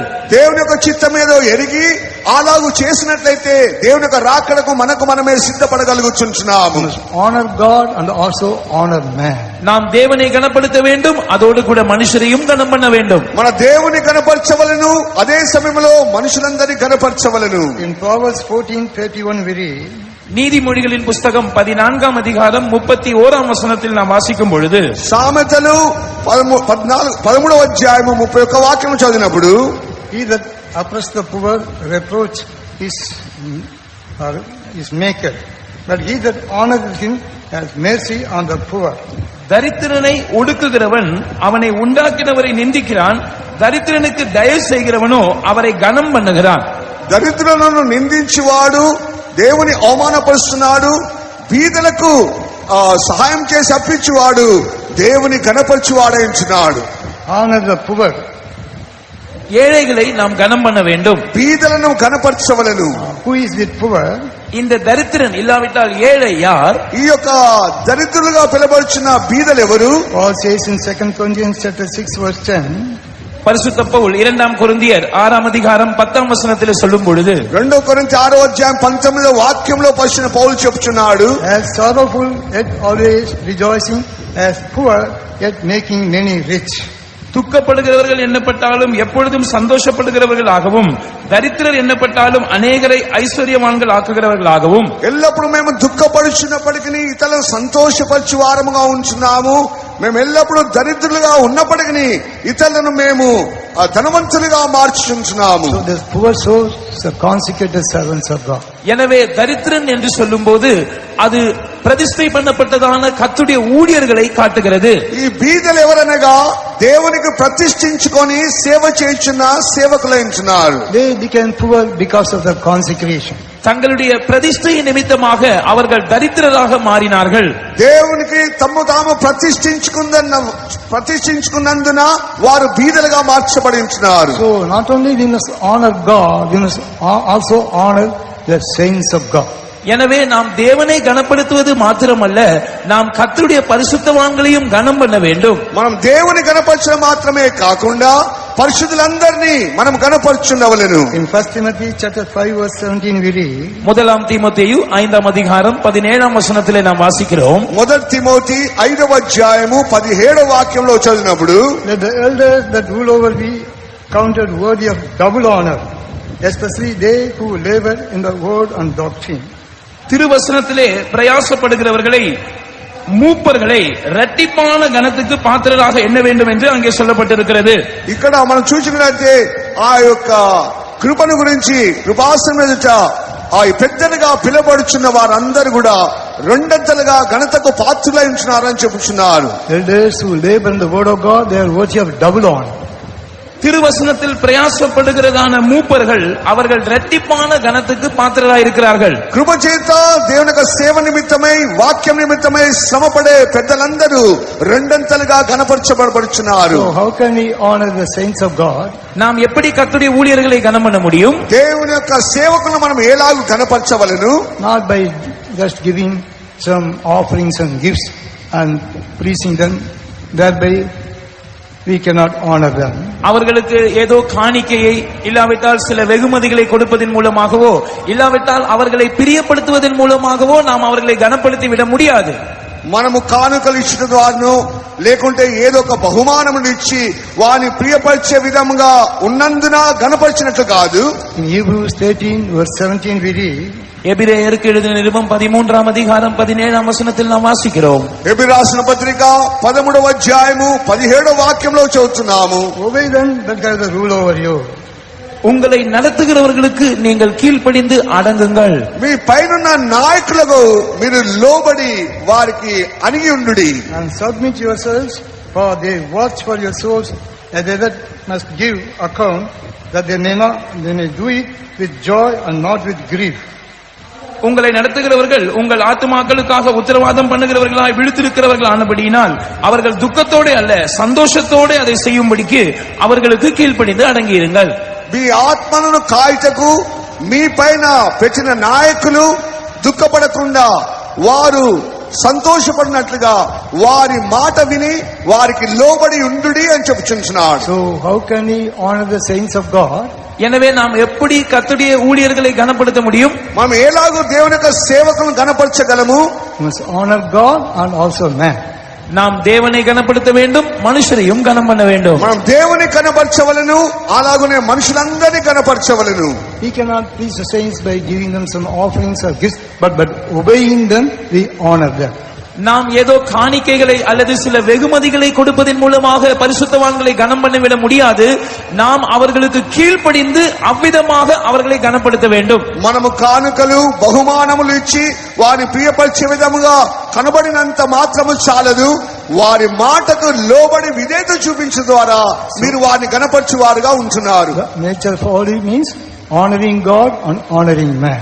ஒலிவ மரத்தின் தன்மை என்று நாம் பார்க்கும்போது அது தேவனையும் மனுஷரையும் கனம் பண்ணுகிற தன்மையுடையதா இருக்கிறது. ఒలీవ చెట్టు అని చెప్పినప్పుడు అది దేవుణ్ణి మనుషులందరినీ గణపరిచే ఒక స్వభావం ఉంటున్నది. Whether others honor or do not honor, I will honor God and man, and I will rejoice in the Lord. மற்றவர்கள் தேவனையும் மனுஷரையும் கனம் பண்ணுகிறார்களோ இல்லையோ, நான் தேவனையும் மனுஷரையும் கனம் பண்ணி நான் கர்த்தருக்குள் மகிழ்ச்சியா இருப்பேன். ఇతరులు దేవుణ్ణి మనుషులను గణపరుస్తున్నారా లేదా అది నాకు తెలియదు, కానీ నేను మాత్రము నా దేవుని నా మనుషులు అందరినీ కూడా వారిని నేను గణపరచదనని చెప్పవలెను. And also next we read, fields shall yield no meat. அடுத்ததாக வயல்கள் தானியத்தை விளைவியாமல் போனாலும், చేనులో ఆ యొక్క పంట కాపుకు రానప్పటికీ Meat shows the will of God. இந்த தானியம் என்று சொல்லும்போது அது தேவனுடைய சித்தத்தை காட்டுகிறது. ఈ యొక్క చేనులో ధాన్యం అని చెప్పినప్పుడు దేవుని యొక్క చిత్తమును బోధిస్తున్నది. Doing the will of God. தேவனுடைய சித்தம் செய்வதை அது காட்டுகிறது. దేవుని యొక్క చిత్తమును చేయడమును దాన్ని చూపిస్తున్నది. Fields, we can say church. வயல்கள் என்று சொல்லும்போது நாம் அதை சபையோடு ஒப்பிட்டு பேசலாம். కాపుని చెప్పినప్పుడు అది సంఘమునకు పోల్చి చూపించవచ్చునా. Everyone in the church must do the will of God. நீங்கள் தேவனுடைய சபையிலே காணப்படுகிறீர்கள் என்று சொன்னால் நீங்கள் தேவனுடைய சித்தம் செய்கிறவர்களா இருக்க வேண்டும். దేవుని యొక్క సంఘములో మీరు పైరుగా ఉంచినట్లయితే దేవుని యొక్క చిత్తం చేయవారుగా ఉంటున్నారని అర్థం చేసుకోవలెను. Jesus said in John chapter 4 verse 34, யோவான் சுவிசேஷம் 4ஆம் அதிகாரம் 34ஆம் வசனத்திலே இயேசு சொன்னார், యోహాను సువార్త 4వ అధ్యాయము 34వ వాక్యములో యేసు ప్రభు చెప్పుచున్నాడు, My meat is to do the will of him that sent me and to finish his work. என்னை అனுపినవరుடைய சித்தத்தின்படி செய்து அவருடைய கிரியையை முடிப்பதே எனக்கு భోజనமாய் ఆధారமாய் இருக்கிறது. నన్ను పంపిన వారి యొక్క చిత్తము చేయడము ఆ పని పూర్తి చేసి ముగించడమే నాకు ఆహారమై ఉంచునని ప్రభు సెలవిస్తున్నాడు. Jesus did the perfect will of God. యేసు దేవునుடைய పరిపూర్ణமான சித்தத்தை செய்தார். ప్రభువైన యేసుక్రీస్తు తండ్రి అయిన దేవుని యొక్క పరిపూర్ణ చిత్తం నెరవేర్చుచున్నాడు. Whether others do the will of God or not, I will do the will of God and I will rejoice in the Lord. மற்றவர்கள் தேவனுடைய சித்தத்தை செய்கிறார்களோ இல்லையோ நான் தேவனுடைய சித்தத்தை செய்வேன், நான் கர்த்தருக்குள் மகிழ்ச்சியாய் இருப்பேன்.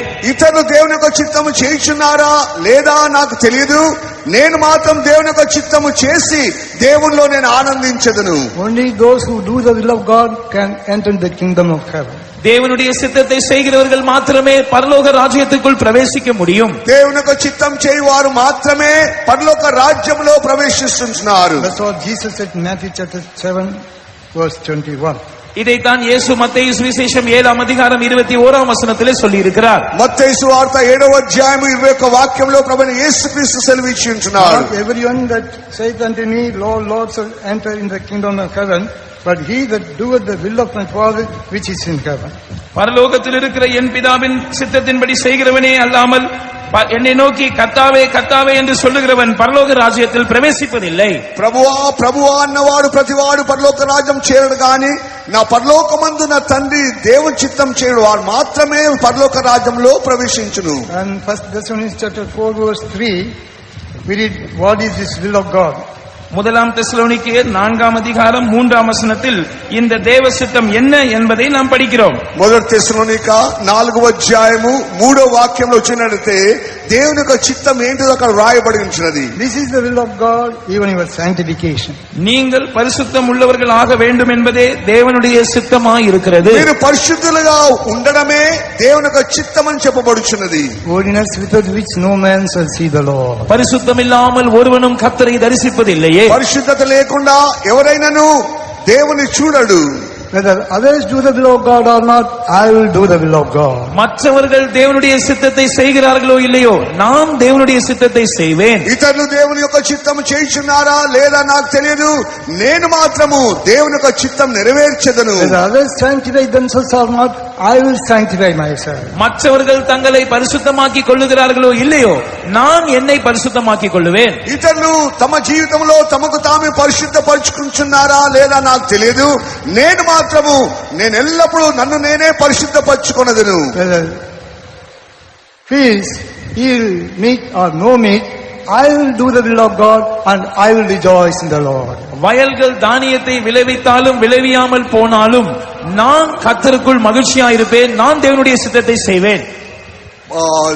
చేన్లో పైరు అది ఫలించినప్పటికీ ఫలించకపోయినప్పటికీ సరే, ఎవరు దేవుని చిత్తము చేసినా సరే చేయకున్నా సరే నేను దేవుని యొక్క చిత్తము చేసేదను. And again he says, flocks shall be cut off from the fold. அடுத்ததாக அவர் சொல்லுகிறார், கிடையில் ஆட்டு மந்தைகள் முதலற்று போனாலும், గొర్రెలు ఆ యొక్క దొడ్డిలో లేకుండా పోయినను, Flocks shows the souls. ஆட்டு மந்தைகள் என்று சொல்லும் போது அது ஆத்துமாக்களை காட்டுகிறது. గొర్రెలని చెప్పినప్పుడు దేవుని యొక్క ఆత్మలకు బోధిస్తున్నది. Or we can also show the believers. இல்லாவிட்டால் அது விசுவாசிகளை காட்டுகிறது என்றும் நாம் சொல்லலாம். మనము విశ్వాసులకు పోల్చి చెప్పుచున్నదని చెప్పవచ్చును. These are the last days, many are departing from the truth. இது கடைசி நாட்களாய் இருக்கிறபடியினால் அநேகர் சத்தியத்தை விட்டு விலகி போய் கொண்டிருக்கிறார்கள். ఇది చివరి కాలము అంత్య దినములై ఉంటున్నవి కనుక అనేకులు సత్యం విడిచిపెట్టి వెళ్లిపోవచ్చున్నారు. They are leaving the fellowship of saints. அநேகர் பரிசுத்தவான்களுடைய ஐக்கியத்தை விட்டு விலகி கொண்டிருக்கிறார்கள். పరిశుద్ధుల యొక్క సహవాసమును విడిచిపెట్టి వెళ్లిచుంటున్నారు. Oh, flocks will be cut off from the fold. கிடையில் ஆட்டு மந்தைகள் முதலற்று போய் கொண்டிருக்கிறது. గొర్రెలు ఆ యొక్క దొడ్డిలో నుంచి తొలగిపోవచ్చున్నవి. We are in the last days. நாம் கடைசி நாட்களில் இருக்கிறோம். మనం అంత్య దినములకు వచ్చినాము. In 2 Timothy chapter 4 verses 3 and 4 we read, 2 தீமோத்தேயு 4ஆம் அதிகாரம் 3ஆம் 4ஆம் வசனங்களில் நாம் வாசிக்கும் பொழுது, 2 తిమోతి 4వ అధ్యాయము 3-4 వాక్యంలో చదివినప్పుడు, for the time will come when they will not endure sound doctrine, but after their own lust So they keep to themselves teachers having itching ears.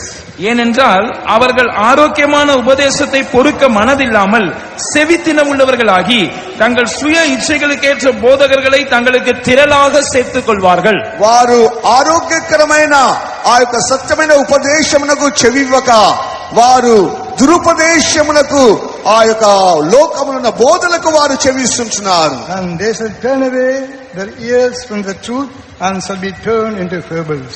அவர்கள் சத்தியத்துக்கு செவியை விலக்கி கட்டுக்கதைகளுக்கு சாய்ந்து போகும் காலம் வரும்.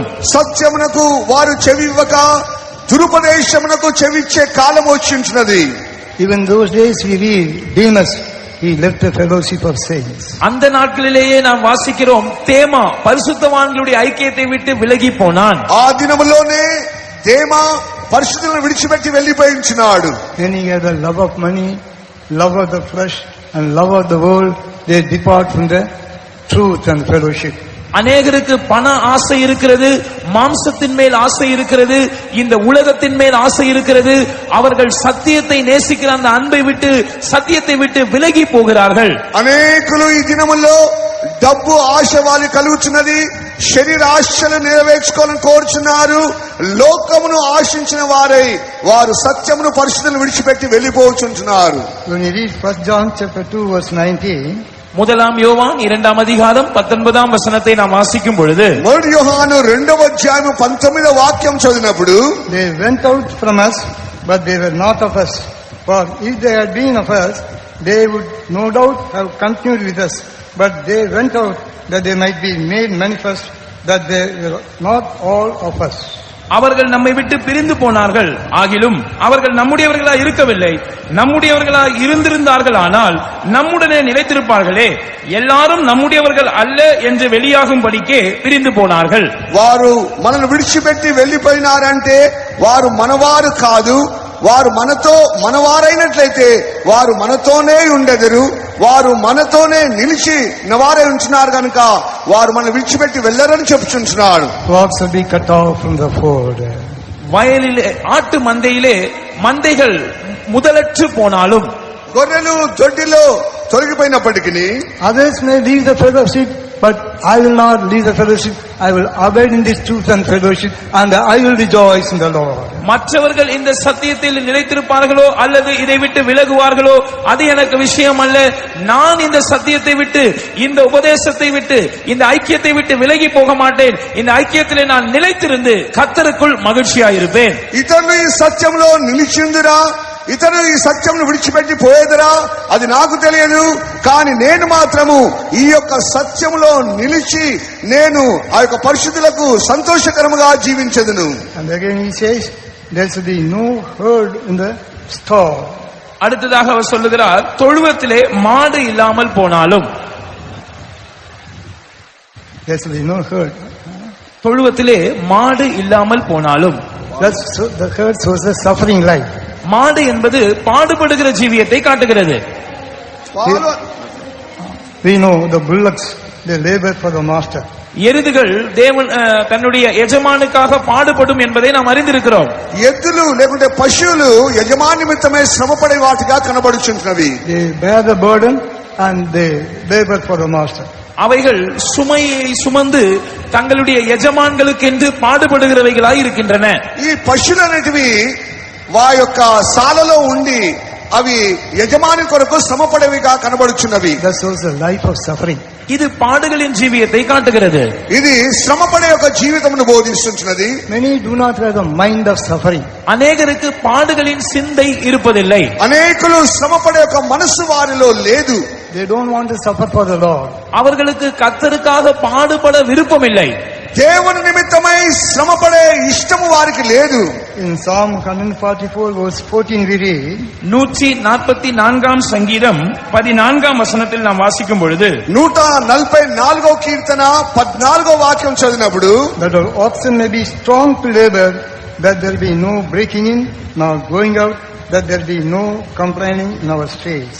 எங்கள் எருதுகள் பலத்தவைகளாயிருக்கும், சத்துரு உட்புகுதலும் குடியோடி போகுதலும் இராது, எங்கள் வீதிகளில் கூக்குரலும் உண்டாகாது. నా యొక్క శత్రులు నా యొక్క ముందుగా వెళ్లి అది నాకు విరోధంగా లేచినప్పటికీ సరే, Many do not have the mind to suffer for the Lord. அநேகருக்கு கர்த்தருக்காக பாடுபட வேண்டும் என்கிற சிந்தை இல்லை. అనేకులకు ఈ దినములో దేవుని కొరకు శ్రమపడే ఒక మనసు లేదు. We must be like oxen and we must be strong to labor for our Lord. நாம் எருதுகளைப் போல பலமுள்ளவர்களாய் இருக்க வேண்டும். கர்த்தருக்காக பாடுபடுவதற்கு பலமுள்ளவர்களாய் இருக்க வேண்டும். ఎద్దు వలె లేకుంటే పశువుల వలె మనం ఎల్లప్పుడూ దేవుని నిమిత్తమై శ్రమపడే ఒక మనసు గల వారమై ఉండవలెను. In Philippians chapter 1 verse 29 we read, பிலிப்பியர் 1:29 வசனத்தில் நாம் வாசிக்கும் பொழுது, ఫిలిప్పీ రాసిన పత్రిక 1:29 వాక్యం చదివినప్పుడు, for unto you it is given in the behalf of Christ not only to believe on him but also to suffer for his sake. ஏனெனில் கிறிஸ்துவினிடத்தில் விசுவாசிக்கிறதற்கு மாத்திரமல்ல, அவர் நிமித்தமாக பாடுபடுகிறதற்கும் உங்களுக்கு அருளப்பட்டிருக்கிறது. క్రీస్తు నిమిత్తమై ఆయనందు విశ్వాసం ఉంచడం మాత్రమే కాదు, ఆయనతో కూడా శ్రమపడే ఒక జీవితం మనకు ఉండవలెను. It is not that we believe in Jesus to get some material benefits or spiritual or physical benefits. நாம் இயேசுவினிடத்தில் விசுவாசம் உள்ளவர்களாய் இருந்து ஏதோ பொருள் சம்பந்தமான ஆசீர்வாதங்களை, சரீர சம்பந்தமான ஆசீர்வாதங்களை, இல்லாவிட்டால் ஒருவேளை ஆவிக்குரிய ஆசீர்வாதங்களை பெறுவது மாத்திரமல்ல, మనము దేవుని యందు విశ్వాసం ఉంచి శరీర సంబంధమైన ఆశీర్వాదములు, లోక సంబంధమైనది, కొన్ని పర్యాలు ఆత్మ సంబంధమైన ఆశీర్వాదం పొందడమే మాత్రము కాకుండా we must be prepared to suffer for him. நாம் அவருக்காக பாடுபட ஆயத்தமாய் இருக்க வேண்டும். మనము దేవుని నిమిత్తమై శ్రమపడే మనసు మనకు ఉండవలెను. When we suffer for him, there is a rejoicing in that. நாம் அவருக்காக பாடுபடும் போது அதில் ஒரு களிகூறுதல் இருக்கிறது. మనం ఎప్పుడైతే దేవుని యందు మనము శ్రమపడుచున్నామో అప్పుడే మనం ఆనందించగలుగుచున్నాము. Paul says in Colossians chapter 1 verse 24, கொலோசியருக்கு எழுதின நிருபம் 1:24 வசனத்திலே பரிசுத்த பவுல் சொல்லுகிறார், కొలస్సీ రాసిన పత్రిక 1:24 వాక్యంలో పరిశుద్ధ పౌలు ఇలా సెలవిస్తున్నాడు, who now in my sufferings, he says, rejoice in my sufferings for you. இப்பொழுது நான் உங்கள் நிமித்தம் அனுபவிக்கிற பாடுகளில் சந்தோஷம் அடைகிறேன் என்று அவர் சொல்லுகிறார். ఇప్పుడు మీ నిమిత్తమై నా దేవునిలో పడుచున్న శ్రమల నిమిత్తమై నేను సంతోషించున్నాను. So we must rejoice in our suffering. எனவே நாம் நம்முடைய பாடுகளில் சந்தோஷப்பட வேண்டும். అవును, మన యొక్క శ్రమలన్నిటిలో మనము సంతోషించుండవలెను. There should be no herd in the stall. ஒருவேளை தொழுவத்திலே மாடு இல்லாமல் போனாலும், శాలలో పశువులు లేనప్పటికీ, Whether others have lost the mind of suffering, whether others suffer or not, I will suffer and I will rejoice in the Lord. மற்றவர்கள் பாடுபடுகிற சிந்தையை ஒருவேளை இழந்து போகலாம். மற்றவர்கள் பாடுபடுகிறார்களோ இல்லையோ, நான் கர்த்தருக்காக பாடுபடுவேன். அப்படியாக நான் கர்த்தருக்குள் மகிழ்ச்சியாயிருப்பேன். ఇతరులు ప్రభు నిమిత్తమై శ్రమపడుచున్నారా లేదా, శ్రమపడే మనసుందా లేదా నాకు తెలియదు. నేను నా ప్రభు నిమిత్తమై ప్రతిదినం నేను శ్రమపడతాను అని చెప్పవలను. Christ be his holy name. கர்த்தருடைய பரிசுத்த நாமத்துக்கு ஸ்தோத்திரம். దేవుని పరిశుద్ధ నామమునకు స్తోత్రములు. Habakkuk chapter 3 verse 18 he says, yet I will rejoice always, I will joy in the God of my salvation. Habakkuk 3:18 வசனத்தில் அவர் சொல்லுகிறார், ஆனாலும் நான் கர்த்தருக்குள் மகிழ்ச்சியாயிருப்பேன், என் ரட்சிப்பின் தேவனுக்குள் களிகூறுவேன். ఆయనను యెహోవా యందు ఆనందించుదను, నా దేవుని యందు నేను సంతోషించదని 18 వాక్యంలో చెప్పబడుచున్నది. Christ be his holy name. கர்த்தருடைய பரிசுத்த நாமத்துக்கு ஸ்தோத்திரம். దేవుని పరిశుద్ధ నామమునకు స్తోత్రములు. And he says, I will joy in the God of my salvation. என் ரட்சிப்பின் தேவனுக்குள் நான் களிகூறுவேன் என்று அவர் சொல்லுகிறார். నా రక్షణకర్త అయిన దేవునిలో నేను సంతోషించెదను. We all already have salvation, but there is a final salvation for us. நாம் எல்லாரும் ஏற்கனவே ரட்சிக்கப்பட்டிருக்கிறோம், ஆனாலும் நமக்கு ஒரு கடைசி ரட்சிப்பு வைக்கப்பட்டிருக்கிறது. మనమందరూ రక్షింపబడి ఉంచున్నాము, అయినప్పటికీ కడవరి కాలంలో పొందబో ఒక రక్షణ ఉంచున్నది. That is the coming of the Lord. அதுதான் கர்த்தருடைய வருகையா இருக்கிறது. అదే ప్రభువైన యేసుక్రీస్తు రాకడ ఉంచున్నది. When we rejoice in the Lord, you are going to see our Jesus in the media. நாம் கர்த்தருக்குள் களிகூர்ந்து மகிழ்ச்சியா இருக்கும் போது நாம் மத்திய ஆகாயத்திலே நம்முடைய இயேசுவை பார்க்க போகிறோம். మన దేవునిలో మనం ఎల్లప్పుడూ సంతోషముగా జీవించినట్లయితే మధ్యాకాశంలో మన ప్రభువును చూడగలుగుచున్నాం. So we are going to meet the God of salvation.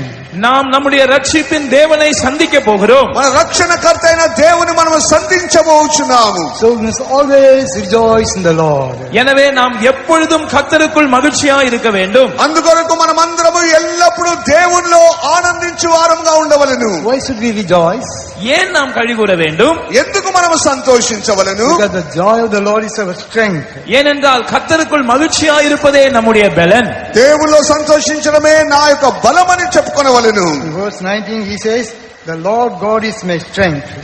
19ஆம் வசனத்தில் அவர் தொடர்ந்து சொல்லுகிறார், ஆண்டவராகிய கர்த்தர் என் பலன். 19వ వాక్యం చూస్తున్నాము, దేవుడైన యెహోవా నా బలము. So when we rejoice in the Lord in all circumstances, the joy will become our strength. எல்லா சூழ்நிலைகளிலும் நாம் கர்த்தருக்குள் மகிழ்ச்சியாய் இருக்கும் போது அந்த மகிழ்ச்சி சந்தோஷம் நம்முடைய பலனாக மாறிவிடுகிறது. అన్ని పరిస్థితుల్లో మనం ఎప్పుడైతే సంతోషించగలుగుతున్నామో అదే మనకు బలముగా మార్చబడుచుంటున్నది. And he also says, the Lord will make my feet like the hinds feet. அவர் என் கால்களை மான் கால்களை போலாக்குவார் என்றும் தீர்க்கதரிசி சொல்லுகிறார். ఆయన నా కాళ్ళను లేడి కాళ్ళుగా మార్చుచున్నాడని చెప్తున్నాడు. So you know, the hinds, they have the strength in their feet. மான்களுடைய பலன் அவைகளுடைய கால்களிலே இருக்கிறது என்று நாம் அறிந்திருக்கிறோம். ఆ యొక్క జింక లేకుండా లేడి యొక్క బలం అనేది దాని కాళ్ళలో ఉంటున్నది. Because they have the strength in their feet, they will run very fast. அவைகளுடைய பலன் அவைகளின் கால்களில் இருக்கிறபடியினால் அவைகள் மிகவும் வேகமாக ஓடக்கூடியதாக இருக்கின்றன. దాని యొక్క బలం అనేది కాళ్ళలో ఉన్నందువలన అతి వేగంగా పరిగెత్తుతున్నది. It will run in any path. அது எந்த பாதையிலும் ஓடக்கூடியதாக இருக்கிறது. ఎటువంటి మార్గంలో కూడా అది పరిగెత్తి వెళ్ళిపోచుంటున్నది. Whether it is wilderness or whether it is a rough and tough path.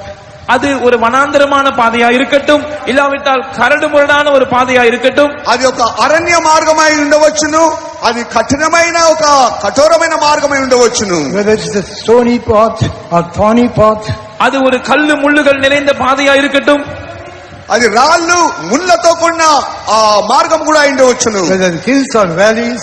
அது ஒருவேளை மலையா இருக்கட்டும், இல்லாவிட்டால் பள்ளத்தாக்கா இருக்கட்டும், అది పర్వతములైన ఎత్తైన స్థలమై ఉండవచ్చును, లేనట్లయితే లోయలో ఉన్న స్థలమై ఉండవచ్చును. Run very fast. மான் என்பது துரிதமாய் ஓடக்கூடியதா இருக்கிறது. ఆయన కానీ జింక లేడి అనేది అది అతి వేగంగా పరిగెత్తుతున్నది. Psalmist says, even though we walk in the valley of shadow of death, I will fear no evil. நான் மரண இருளின் பள்ளத்தாக்கிலே நடந்தாலும் நான் பொல்லாப்புக்கு பயப்படேன் என்று சங்கீதக்காரன் சொல்லுகிறான். నేను లోయలో ఆ గాఢంధకారం లోయలో వెళ్ళినప్పటికీ నేను భయపడనని కీర్తనకర్త రాయించున్నాడు. We must be prepared to go in any path. நாம் எந்த பாதையின் ஊடாகவும் செல்வதற்கு ஆயத்தமுள்ளவர்களாய் இருக்க வேண்டும். మనం ఎటువంటి మార్గములో వెళ్ళుటగాను సిద్ధపడి ఉండవలెను. For that we need hinds feet. அதற்கு நமக்கு மான் கால்கள் தேவையா இருக்கிறது. అదే మనకు లేడి కాళ్ళ వలె జింక కాళ్ళ వలె అది మార్చబడుచున్నది. These hinds will keep on running till they find water. இந்த மான்கள் என்று நாம் சொல்லும்போது தண்ணீரை கண்டடையும் வரைக்கும் ஓடிக்கொண்டே இருக்கக்கூடிய தன்மையை உடையவைகளாய் அவைகள் இருக்கின்றன. ఈ యొక్క లేడి కాళ్ళని చెప్పినప్పుడు ఈ జింక ఆ యొక్క నీళ్లను చూచి దాన్ని వెంటనే అది పరిగెత్తుతూనే ఉంటున్నది. And they find water, they quench their thirst. தண்ணீரை கண்டடையும் போது அந்த தண்ணீரின் மூலமாக தங்களுடைய தாகத்தை அவைகள் தீர்த்துக் கொள்கின்றன. ఎప్పుడైతే ఆ యొక్క నీళ్లను కనుగొంటున్నదో ఆ నీళ్ల ద్వారా తన దాహమును తీర్చుకుంటున్నది. We also read in Psalm 42 verse 1 and 2. 42ஆம் சங்கீதம் முதல் 2 வசனங்களில் நாம் வாசிக்கும் பொழுது 42వ కీర్తన మొదటి 2 వాక్యంలో మనం చదివినప్పుడు We must have a thirst to see our God. நம்முடைய தேவனை போய் பார்க்கும்படியான தாகம் நமக்குள் இருக்க வேண்டும். మన దేవుని చూస్తగాను మన యొక్క దప్పిక మనకు ఉండవలెను. Till that we must keep on running. அதுவரைக்கும் நாம் ஓடிக்கொண்டே இருக்க வேண்டும். అంతవరకు మనం పరిగెత్తుతూనే ఉండవలెను. Spiritually speaking, we enjoy God in the Holy Spirit. எழுத்தின் ஆவிக்குரியபடியாக நாம் இதை பேசுவோம் என்றால் பரிசுத்த ஆவியின் மூலமாக நாம் தேவனை அனுபவிக்கிறதை இது காட்டுகிறது. మనం ఆత్మ సంబంధమైన విధంగా చూసినట్లయితే పరిశుద్ధాత్మ ద్వారా ఆనందించే ఒక అనుభవం బోధిస్తున్నది. Those who long for God will be satisfied by God. தேவனுக்காக யார் ஏங்கி தவிக்கிறார்களோ அவர்கள் தேவனால் திருப்தியாக்கப்படுவார்கள். దేవుని కొరకు ఆశతో కనిపెడుచున్న వారు ఎల్లప్పుడూ ఆత్మ ద్వారా తృప్తి పొందిన వారుగా ఉంటున్నారు. We will not be satisfied unless our thirst is quenched. நம்முடைய தாகம் தணிக்கப்படுகிற வரைக்கும் நமக்கு ஒரு திருப்தி என்பது உண்டாகாது. మన దాహం అనేది తృప్తి పొందేంత వరకు మనకు తృప్తి కలగకుండా ఉంచున్నది. And that's why thirst is quenched by the Holy Spirit. பரிசுத்த ஆவியினால் நம்முடைய தாகம் தணிக்கப்படுகிற வரைக்கும் நமக்கு ஒரு திருப்தி உண்டாகாது. పరిశుద్ధ ఆత్మ ద్వారా మన యొక్క దాహం తీరేంత వరకు మనకు తృప్తి కలగడం లేదు. And one of the nature of these hinds is, இந்த மான்களுடைய ஒரு தன்மையை பார்க்கும் பொழுது ఈ యొక్క మార్గం యొక్క అనుభవం మనం చూసినప్పుడు in Job 39 verses 1 to 3 we read, யோபு 39ஆம் அதிகாரம் முதல் 3 வசனங்களை நாம் வாசிக்கும் பொழுது యోబు 31వ అధ్యాయము మొదటి 3 వాక్యంలో చదివినప్పుడు, knowest thou the time when the wild goats of the rock bring forth, or corns of moth when the hinds do caw? வரையாடுகள் ஈனும் காலத்தை அறிவாயோ, மான்கள் குட்டி போடுகிறதை கவனித்தாயோ? Which you read in Job 39 verse 1 and verse 2 we read, canst thou number the months that they fulfill, or knowest thou the time when they bring forth? 2ஆம் வசனத்தில் தொடர்ந்து நாம் வாசிக்கிறோம், அவைகள் சினைப்பட்டிருந்து வருகிற மாதங்களை நீ எண்ணி அவைகள் ஈனும் காலத்தை அறிவாயோ? They bow themselves, they bring forth the young ones, they cast out their sorrows. அவைகள் நொந்து குனிந்து தங்கள் குட்டிகளை போட்டு தங்கள் வேதனைகளை நீக்கிவிடும். What does it mean? இது எதை காட்டுகிறது? ఇది దేన్ని చూపిస్తుంటది? Hinds will suffer pain by itself. It won't go and tell others. இந்த மான்கள் தங்களுடைய பாடுகளை தானே சகித்துக் கொள்ளக்கூடியவைகளா இருக்கிறது, மற்றவர்களிடத்திலே அதை சொல்லுகிறதில்லை. ఈ యొక్క లేడీ జింక అనేది తన కాల్లో ఉన్న విషయం లేకుంటే బలహీనం గాని అది తనకు తానే సహించుకోగలుగుతుంది గాని అది వేరే వారికి చెప్పడం లేదు. They suffer pain by themselves. அவைகள் தங்களுடைய வேதனைகளை பாடுகளை தாங்களே சகித்துக் கொள்ளுகிறது. తన యొక్క వేదన అనేది తానే సహించుకుంటున్నది. Don't tell your pains and sufferings to others. மற்றவர்களிடத்திலே தங்களுடைய வேதனைகளை பாடுகளை குறித்து சொல்லுகிறதில்லை. ఇతరులకు ఎప్పుడైనా సరే తన యొక్క వేదన తన కష్టములు చెప్పుకోవడం లేదు. That means we also should not tell our sufferings and pains to others. அதனுடைய அர்த்தம் நாமும் நம்முடைய வேதனைகளையும் பாடுகளையும் கஷ்டங்களையும் மற்றவர்களிடத்தில் சொல்லிக் கொண்டிருக்க கூடாது. అందుకని మన జీవితంలో కూడా కలుగుచున్న వేదన దుఃఖము ఇతరులు చెప్పుతూ మనం ఉండకూడదు. We had to go through many sorrows and bring forth the young ones. பல Cast out the sorrows. பல துக்கங்களின் ஊடாக நாம் கடந்து போக வேண்டியதா இருக்கிறது. இந்த மான்களும் கூட தாங்கள் நொந்து குனிந்து குட்டிகளை போட்டு தங்கள் வேதனைகளை நீக்கிவிடும் என்று பார்க்கிறோம். మనం కూడా అనేక ప్రేమలు వేదనలో దుఃఖములో కష్టంలో వెళ్ళవలసి ఉంటున్నది.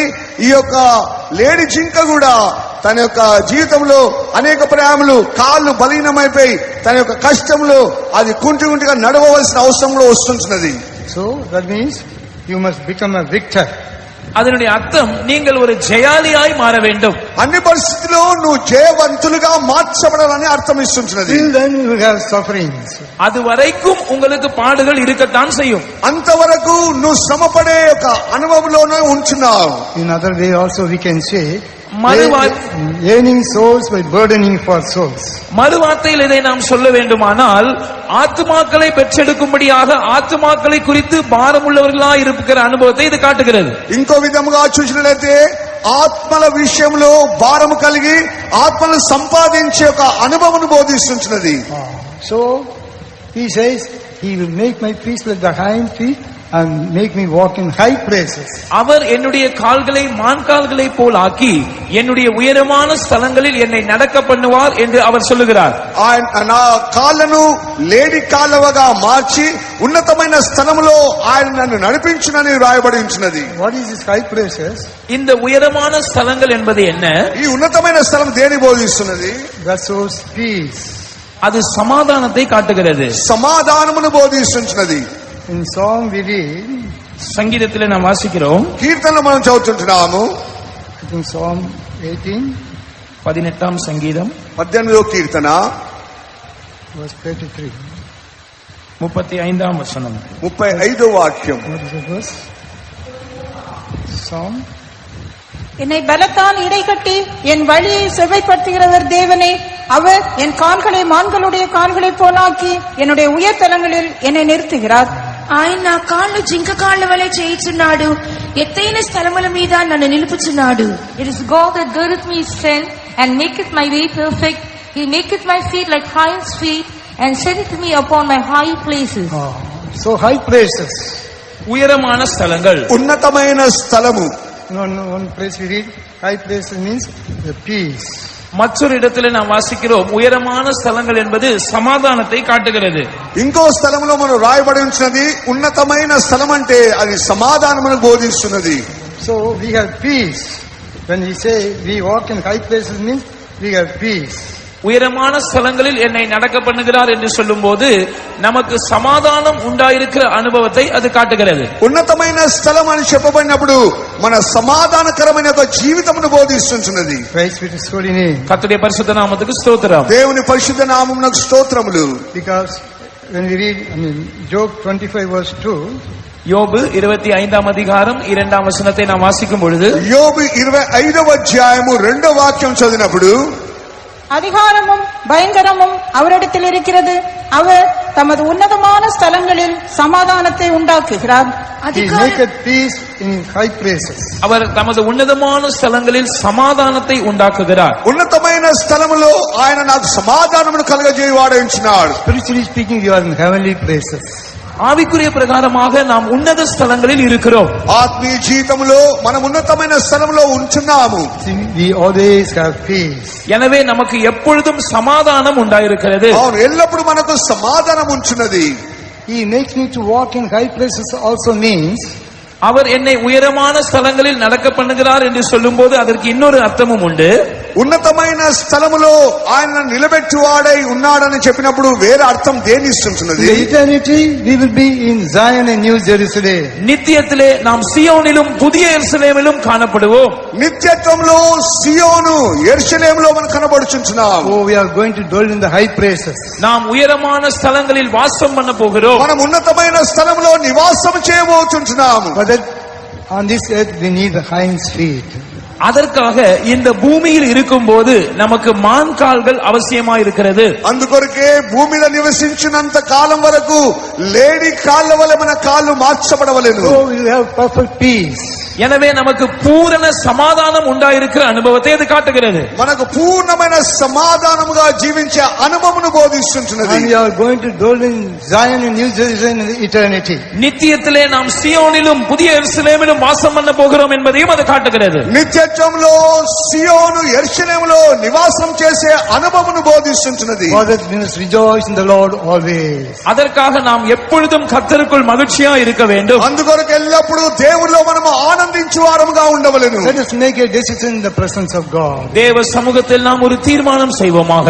మనమందరం కూడా దేవుని యొక్క సన్నిధిలో సరైన తీర్మానం చేయదము. Yes, Habakkuk said, whether the fig tree blossom or not, I will rejoice. Habakkuk சொல்லுகிறார், அத்திமரம் துளிர் விடாமல் போனாலும் நான் கர்த்தருக்குள் மகிழ்ச்சியா இருப்பேன். అంజూరపు చెట్టు పూయనప్పటికీ నేను నా దేవునిలో ఆనందించదని హబకుక్ చెప్తున్నాడు.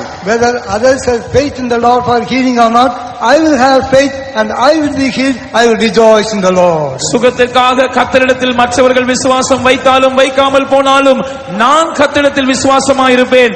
நான் சுகத்தை பெற்றுக் கொள்வேன். நான் கர்த்தருக்குள் களிகூர்ந்து மகிழ்ச்சியா இருப்பேன். దైవిక స్వస్థత కొరకు ఇతరులకు విశ్వాసం ఉన్నదా లేదా అది నాకు తెలియదు.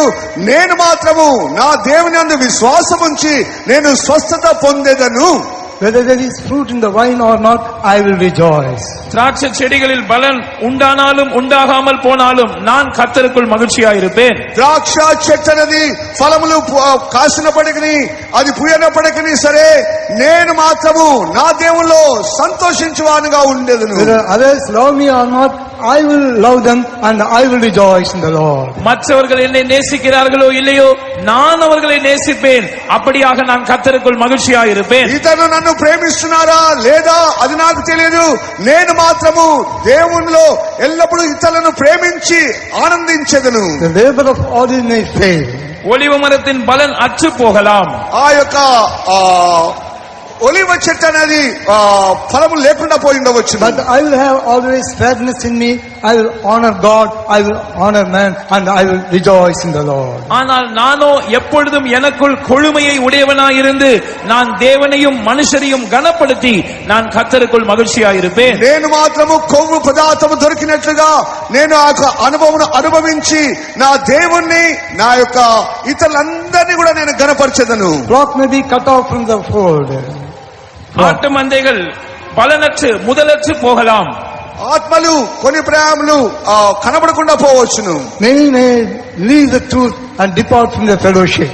பலரும் இந்த சத்தியத்தை விட்டு விலகி இந்த ஐக்கியத்தை விட்டு பிரிந்து போகலாம். అనేకులు ఈ సత్యమును విడిచిపెట్టి వెనుకకు తిరిగిపోయి ఉండవచ్చును. But I will not.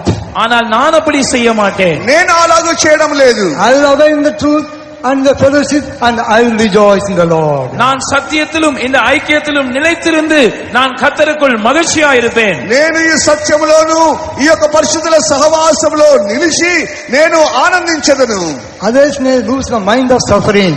மற்றவர்கள் பாடுபடுகிற சிந்தையை ஒருவேளை இழந்து போகலாம். ఇతరులకు ఒక శ్రమపడే మనసు లేకుండా పోయి ఉండవచ్చును. Mind of suffering is the mind of Christ. பாடுபடுகிற சிந்தை என்று சொல்லும் போது அது கிறிஸ்துவின் மனதா இருக்கிறது. శ్రమపడే మనసు అని చెప్పినప్పుడు క్రీస్తు కలిగిన అదే మనసు. Whether others suffer or not, I will suffer for Jesus. மற்றவர்கள் பாடுபடுகிறார்களோ இல்லையோ நான் இயேசுவுக்காய் பாடுபடுவேன். ఇతరులు దేవునికై శ్రమపడుచున్నారా లేదా అది నాకు తెలియదు. నేను మాత్రం నా దేవుని కొరకు శ్రమపడేదను. I will rejoice in the Lord. நான் கர்த்தருக்குள் மகிழ்ச்சியாயிருப்பேன். నేను నా దేవునిలో సంతోషించెదను. Oh, I will join the God of my salvation. நான் என்னுடைய ரட்சிப்பின் தேவனோடு சேர்ந்து கொள்வேன். నా రక్షణకర్త అయిన దేవునిలో నేను సంతోషించెదను. I will join the God of my salvation. என் ரட்சிப்பின் தேவனுக்குள் நான் களி கூறுவேன். రక్షణకర్త అయిన దేవునిలో నేను ఆనందించెదను. Oh, he will make my feet like the hind's feet. அவர் என் கால்களை மான் கால்களை போல் ஆக்குவார். ఆయన నా కాళ్ళను లేడి కాళ్ళగా మార్చుచున్నాడు. I will walk in high places. நான் உயரமான ஸ்தலங்களில் நடப்பேன். నేను ఉన్నతమైన స్థలములో నడిచెదను. I will always have perfect peace. நான் எப்பொழுதும் பரிபூர்ணமான சமாதானத்தை உடையவனாயிருப்பேன். నేను ఎల్లప్పుడూ పరిపూర్ణమైన సమాధానం కలిగి నేను జీవించెదను. Oh, I will walk in the high places in the sense I am going to dwell in Zion, New Jerusalem forever and ever. Shall we all praise God for that? நான் என்னுடைய உயரமான ஸ்தலங்களில் நடப்பேன் என்று சொல்லும்போது நித்தியத்திலே நான் என்றென்றைக்குமாக சியோனிலும் புதிய எருசலேமிலும் வாசம் பண்ண போகிறேன். அதற்காக நாம் கர்த்தரை ஸ்தோத்திரம் பண்ணுவோம். ఉన్నతమైన స్థలములో నేను నడిచెదను అని చెప్పినప్పుడు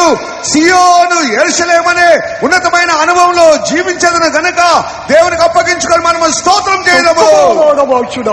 Hallelujah, hallelujah. Praise the Lord, praise the Lord, praise the Lord, praise the Lord. Amen. Hallelujah, hallelujah, hallelujah. Amen. Jesus, hallelujah, hallelujah. Looking unto Jesus, the all and the finisher of faith, that we may run the race till the very end. Shall we all praise God? நம்முடைய ஓட்டத்தை கடைசி வரைக்கும் விசுவாசத்தை துவக்குகிறவரும் முடிக்கிறவருமாகிய இயேசுவை நோக்கி பார்த்து பொறுமையோடு ஓடும்படியாக நாம் கர்த்தரை ஸ்தோத்திரம் பண்ணுவோம். విశ్వాసం కర్తయు దాన్ని కొనసాగించి ముగించే ఆ ప్రభుని యేసు వైపు చూస్తూ మన పందెం రంగంలో పరిగెత్తి ముగించినట్లుగా దేవునికి స్తోత్రం చేయడము. Praise the Lord, praise the Lord, praise the Lord, praise the Lord. Hallelujah, hallelujah, hallelujah. Amen. Jesus, hallelujah, hallelujah. Jesus is going to come for those who suffer, those who rejoice in the suffering. Shall we all praise God for that? பாடுகளில் சந்தோஷப்படுகிறவர்களுக்காக இயேசு வரப்போகிறார். அதற்காக நாம் கர்த்தரை ஸ்தோத்திரம் பண்ணுவோம். శ్రమలలో దేవుని నిమిత్తమై శ్రమపడు వారి నిమిత్తమై ప్రభుని యేసుక్రీస్తు త్వరగా రాబోచున్నాడు కనుక స్తోత్రం చేయడము. Praise the Lord, praise the Lord, praise the Lord, praise the Lord, praise the Lord. Hallelujah, hallelujah, hallelujah. Amen. Hallelujah, hallelujah. Jesus is coming for the rejoicing church. கழிகூர்ந்து மகிழுகிற சபைக்காக இயேசு வருகிறார். ఆనందించి సంతోషించే సంఘం నిమిత్తమై ప్రభుని యేసుక్రీస్తు త్వరగా రాబోచున్నాడు. That we may rejoice in the Lord always, in all circumstances. Shall we all praise God? கர்த்தருக்குள் எப்பொழுதும் எல்லா சந்தர்ப்பத்திலும் நாம் கழிகூர்ந்து மகிழ்ச்சியா இருக்கும்படியாக நாம் கர்த்தரை ஸ்தோத்திரம் பண்ணுவோம். దేవునిలో అన్ని పరిస్థితుల్లో మనము దేవునిలో సంతోషించే వారముగా జీవించినట్లుగా దేవునికి స్తోత్రం చేయడము. Praise the Lord, praise the Lord, praise the Lord, praise the Lord. Hallelujah, hallelujah, hallelujah. Amen. Hallelujah, hallelujah, hallelujah. Amen. Hallelujah. I am so happy. I want to sing. I want to sing a song. I am so happy. I want to sing. I want to sing a song. Glory, glory, glory, glory, glory, glory, glory, hallelujah. I am so happy. I want to sing. I want to sing a song. I am so happy. I want to sing. I want to sing a song. Glory, glory, glory, glory, glory, hallelujah. I am so happy. I want to sing. I want to sing a song. I am so happy. I want to sing. I want to sing a song. Glory, glory, glory, glory, glory, glory, hallelujah. I am so happy. I want to sing. I want to sing a song.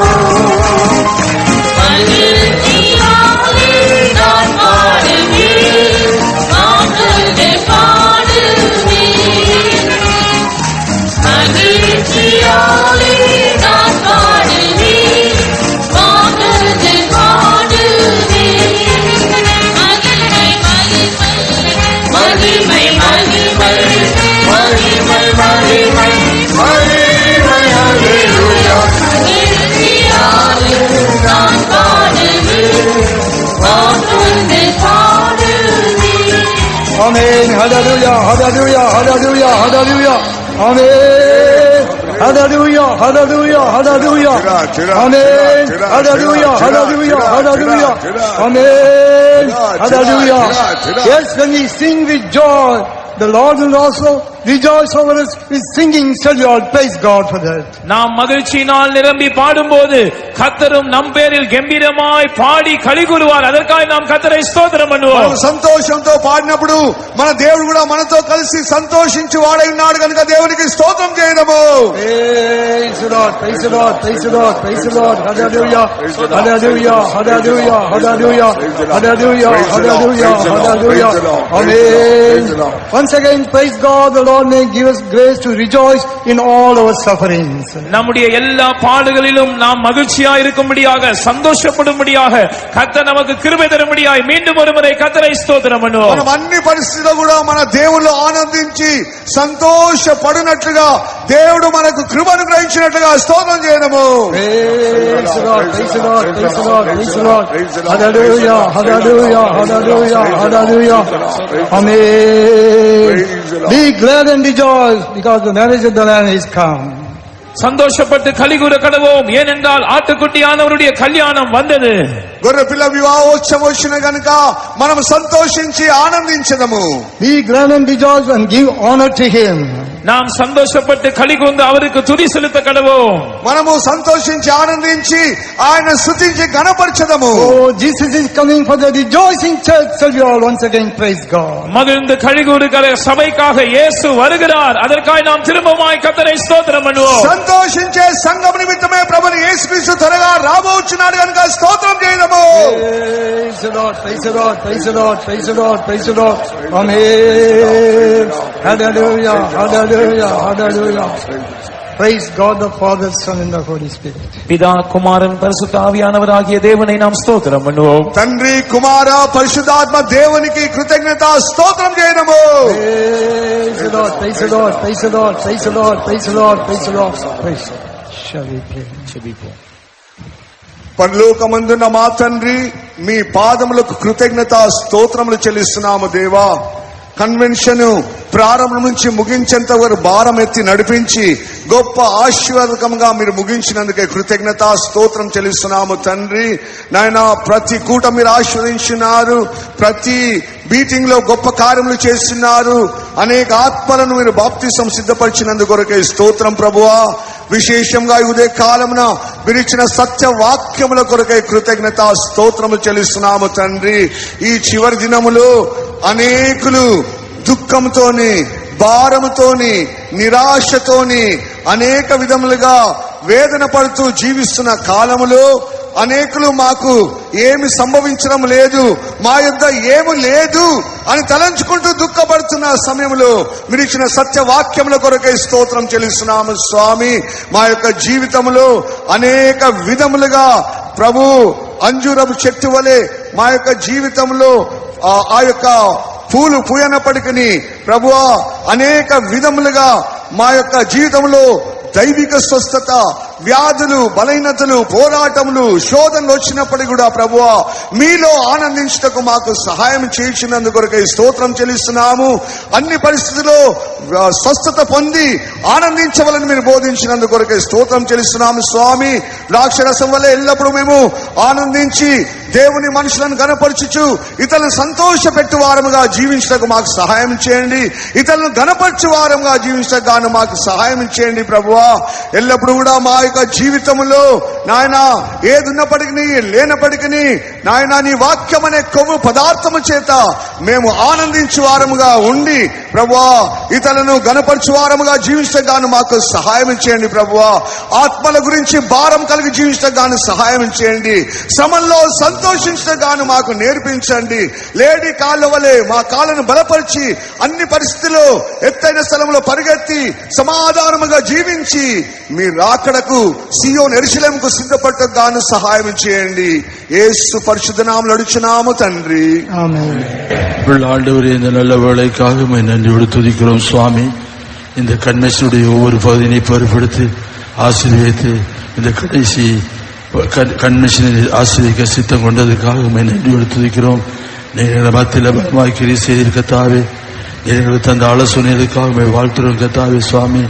ஆம் தேவனே சுவாமி, ஒளிவு மரங்கள் துளிர் விடாமல் போனாலும், அத்திமரம் துளிர் விடாமல் போனாலும், திராட்சை செடியில பழம் இல்லாமல் போனாலும், கத்தாவே ஒளிவு மரத்தில் பலனற்று போனாலும், ஆட்டு மந்தையில் கிடை இல்லாமல் போனாலும், அந்த வயலில் தானியம் இல்லாமல் போனாலும், மாட்டு மந்தையில் இல்லாமல் போனாலும், ஆண்டவரே கத்தருக்குள்ள மகிழ்ச்சியா இருப்பேன்னு சொன்னது போல எந்தெந்த நிலவரத்தில் இருந்தாலும் கூட மக்களை மகிழ்ச்சியா இருக்கும்படியா உதேசி ஒன்று கேட்கிறோம். ஆண்டவரே கத்தாவே இவ்விதமாக நீ பேசினால வார்த்தை கூடாக யார் யாரெல்லாம் மற்றவரை நம்பி இருந்து இவ்விதமாக தங்களுடைய மகிழ்ச்சி இழந்த நிலவரத்தில் காணப்படுகிறார் அவளை எல்லாரையும் மாற்றி கத்தாவே இந்த வசனத்தின் பிரகாரமாக உண்மையாக கேட்டுதான் ஒவ்வொரு உள்ளங்களும் கத்தருக்குள் நான் மகிழ்ச்சியா இருப்பேன். யார் எப்படிதான் நடந்தாலும், யார் எப்படித்தான் போனாலும் நான் நமக்குள்ள மகிழ்ச்சியா இருப்பேன்.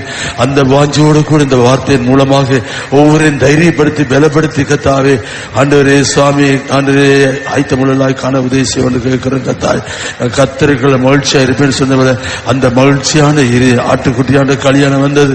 அந்த கத்தர் விதமான அந்த மகிழ்ச்சியை காணக்கூடியதாக அவர்களை உதேசி ஒன்று கேட்கிறோம் ஐயா.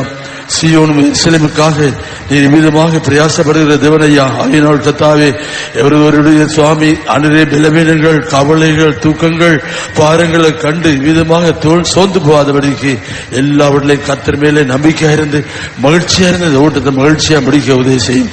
எல்லா காவோட காத்துக்கொள்ள நாளுக்கு கண்டவரை ஆயத்தப்படுத்தும் நல்ல இயேசுவின் நாமத்தில் கேட்கிறேன் பிதாவே. Now may the grace of the Lord Jesus Christ, the love of God, and the sweet fellowship of the Holy Spirit rest and abide with us and all saints, now and until Jesus comes in glory. Amen. Hallelujah. Hallelujah. Hallelujah. Hallelujah. Hallelujah. Hallelujah.